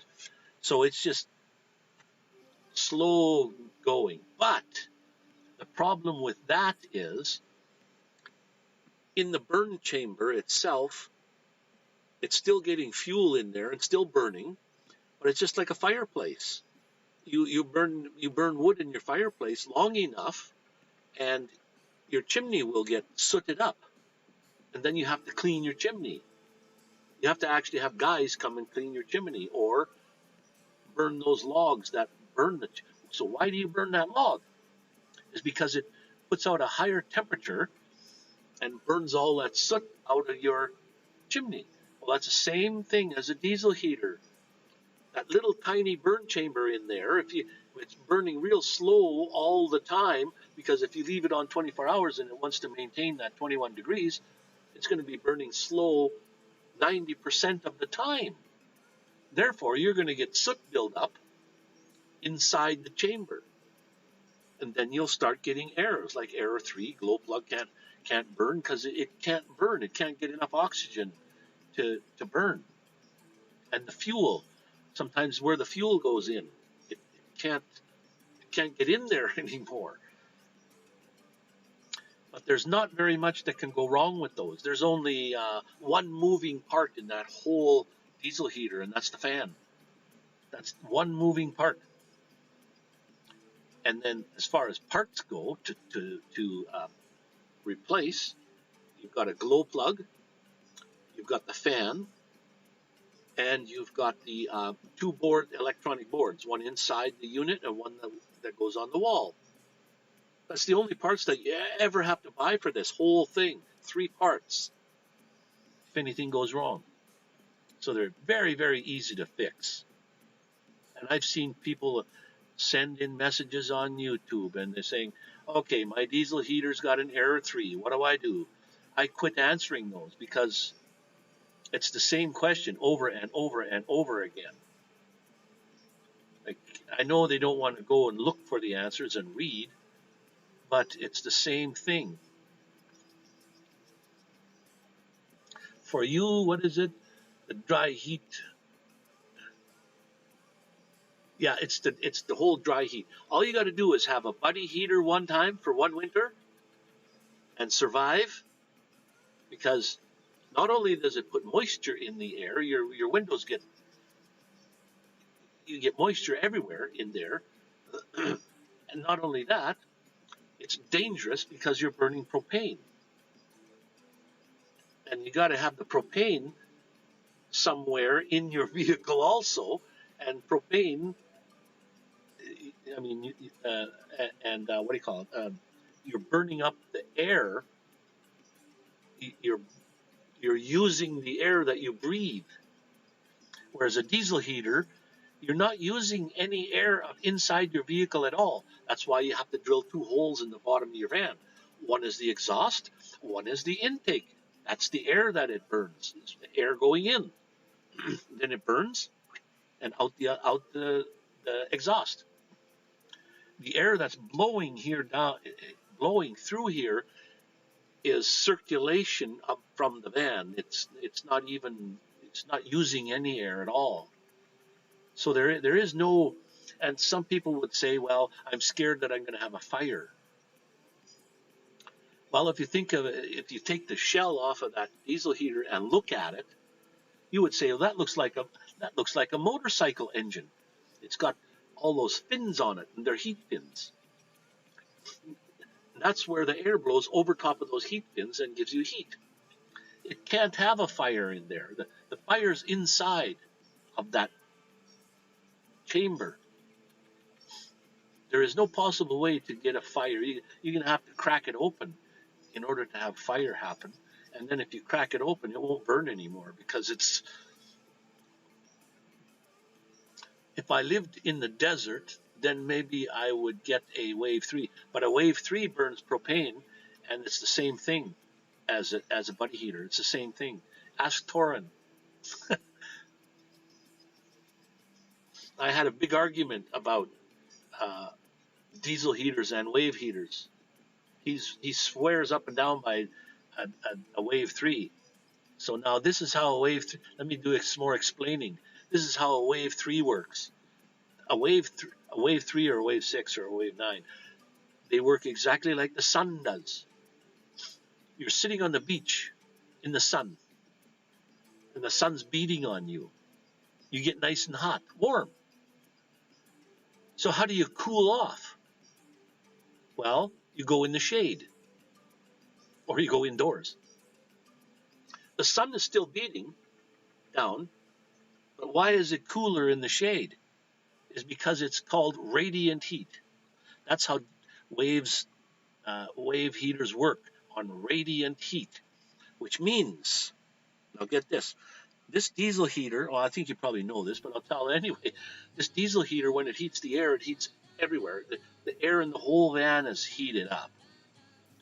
On a wave 3 or wave 6, whatever size they're, and they're way more expensive. So when you're sitting right in front of it, it doesn't heat the air to get to you, it heats you, just like the sun does. That's why if you're sitting in the sun and you put an umbrella in front of you, you're going to get cooler. Because it's not the air that's heating you, it's the sun, the radiant heat. So the wave, you're sitting right in front of it, nice and warm. Let's see you go sit around behind the wave 3.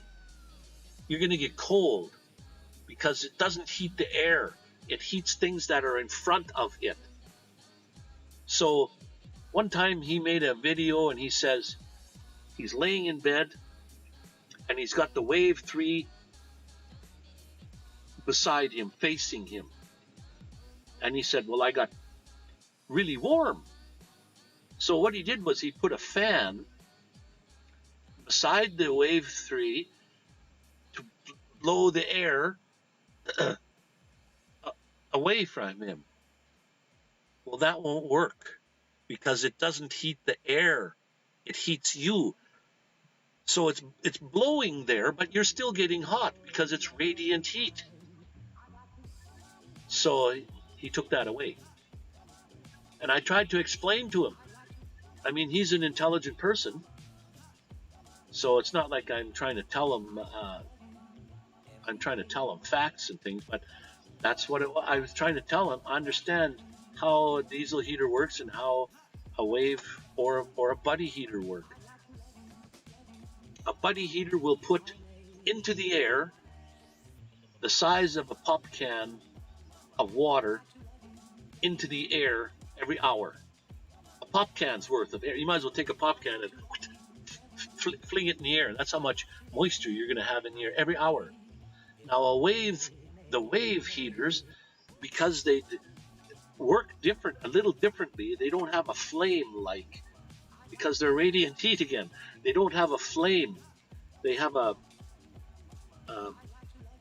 that cloth is platinum on this cloth, and when it interacts with propane, it gets hot. But that wave heater will still put, I think, a little bit more than a half a pop can of water into the air every hour. So yes, it's more efficient at putting less moisture into the air, but it still does. The byproduct of burning propane is water, moisture. So that's why. And I did run a propane a buddy heater. I didn't run a wave, but they were the same thing. So that I never went to the wave. They're 3 times as much money as a buddy heater. But I did run a buddy heater. And then I bought one called a Martin heater.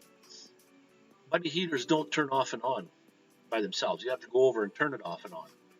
But the Martin heater was exactly like a buddy heater, shaped the same exact piece of equipment, except it had an automatic off and an automatic on.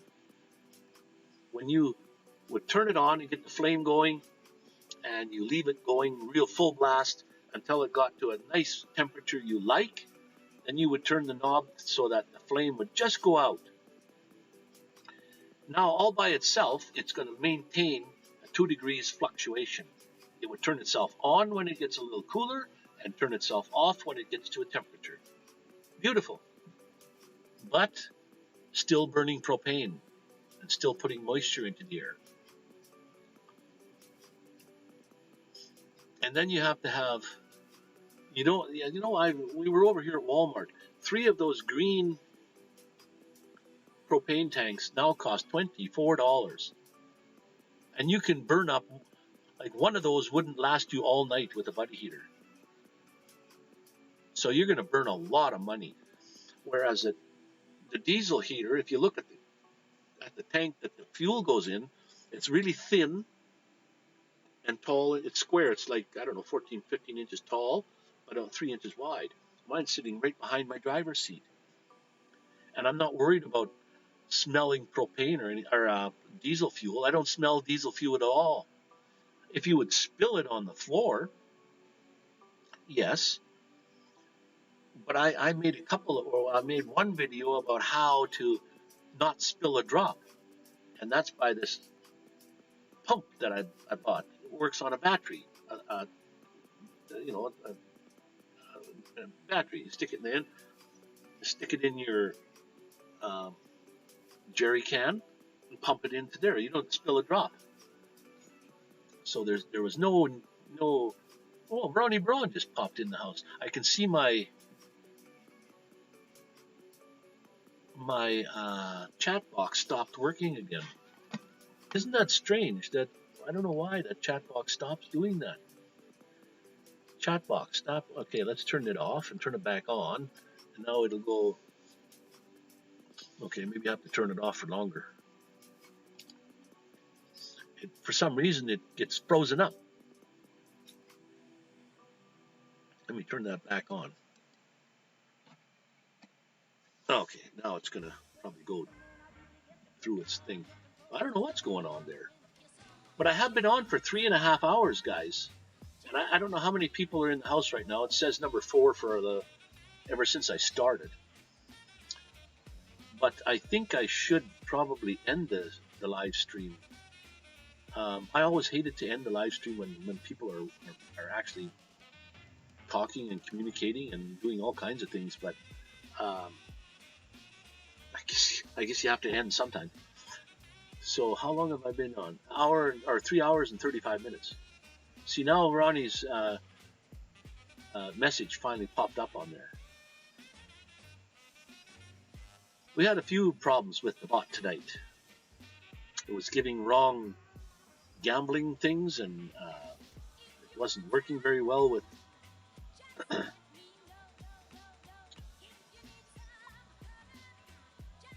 let me see if I can turn the music off.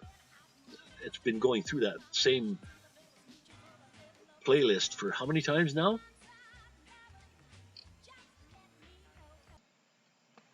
There we go. So anyway, Colette, I hope I wasn't trying to I just kind of explaining what my thoughts and my views are on that. It doesn't mean that it's, well, to me, it's true. It doesn't mean that it's written in stone, that the gospel, that's the way it is for everybody. Otherwise, everybody would buy a diesel heater and not a Wave 3 or a buddy heater. Once you experience a diesel heater, though, I'm thinking you would never go back to anything else. And Ronnie Braun there, he's in the house, and I think he has 2 diesel heaters. And he's had his share of, little quirks or something. They probably all do, but mine works flawlessly. Wait, I lied. I had one problem, and that's where the plug-in went together. Now, when that's the way electricity works. When electricity goes through wires, no problem. But when it's got to go through a connector, like a plug-in. So when you turn something on, everything heats up and it expands. And those connectors that are connected to each other, they heat up. And you turn it off, they contract. You heat up, they turn. After time, those connections get dust particles or whatever on them, and they don't make good connection anymore. So you go to push the button to turn it on, and it won't come on. That's because that. So I would take that connector and pull it apart and put it back together, and what do you know? Then it works. So what I did was cut that connector right off and just rewired a new set of connectors on there. It hasn't failed since. But there you go. That was a failure. But it's a different failure than it breaking down, you know. I have to be up early, so yeah. Well, thanks for your time, Colette. Thanks for coming in. Yeah, says two. There's probably only two people. So yeah, good night, Colette. Have a great night there. And if you got to get up, yeah, I don't remember you saying you got an early mornings. And Tommy's been in here probably all along, or maybe in and out, but she's always here. So, anyways, I think this is the longest I've been on, 3.5 hours. The time went just by like, wow.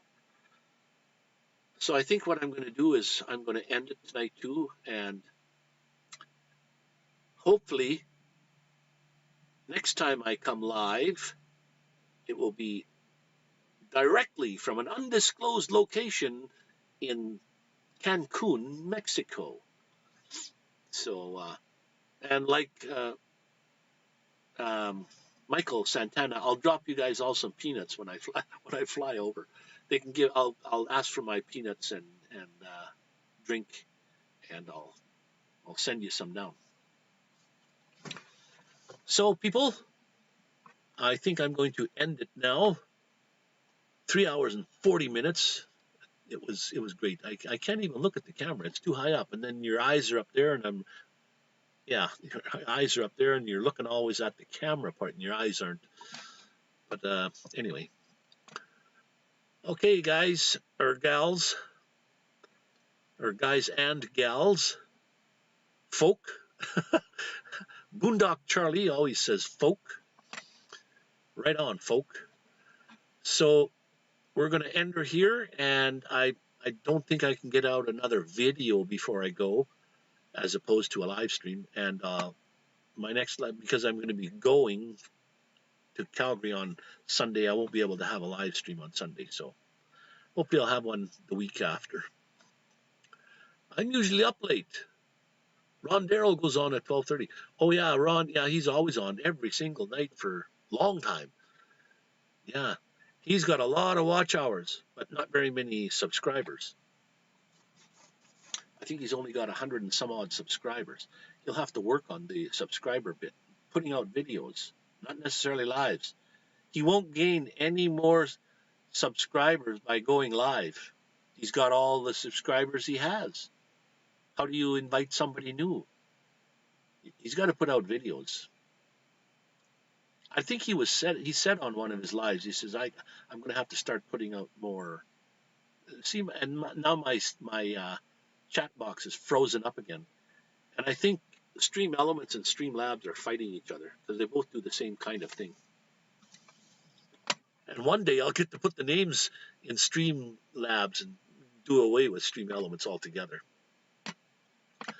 Okay, Tommy, thanks for your support again tonight, and Colette and Rob and everybody that was in here, Ronnie, and appreciate each and every one of yous. And obviously, being on this long is just something went right. I don't have as many followers as Daryl does, but I'm in there. I got my 2 cents worth. All right. I'm usually up late. Oh, yeah. Okay. Yeah. All right, Tommy. We'll see you probably again on the next one. You have a great weekend. It's the May Long this week here. I don't know if they have that where you are, but it's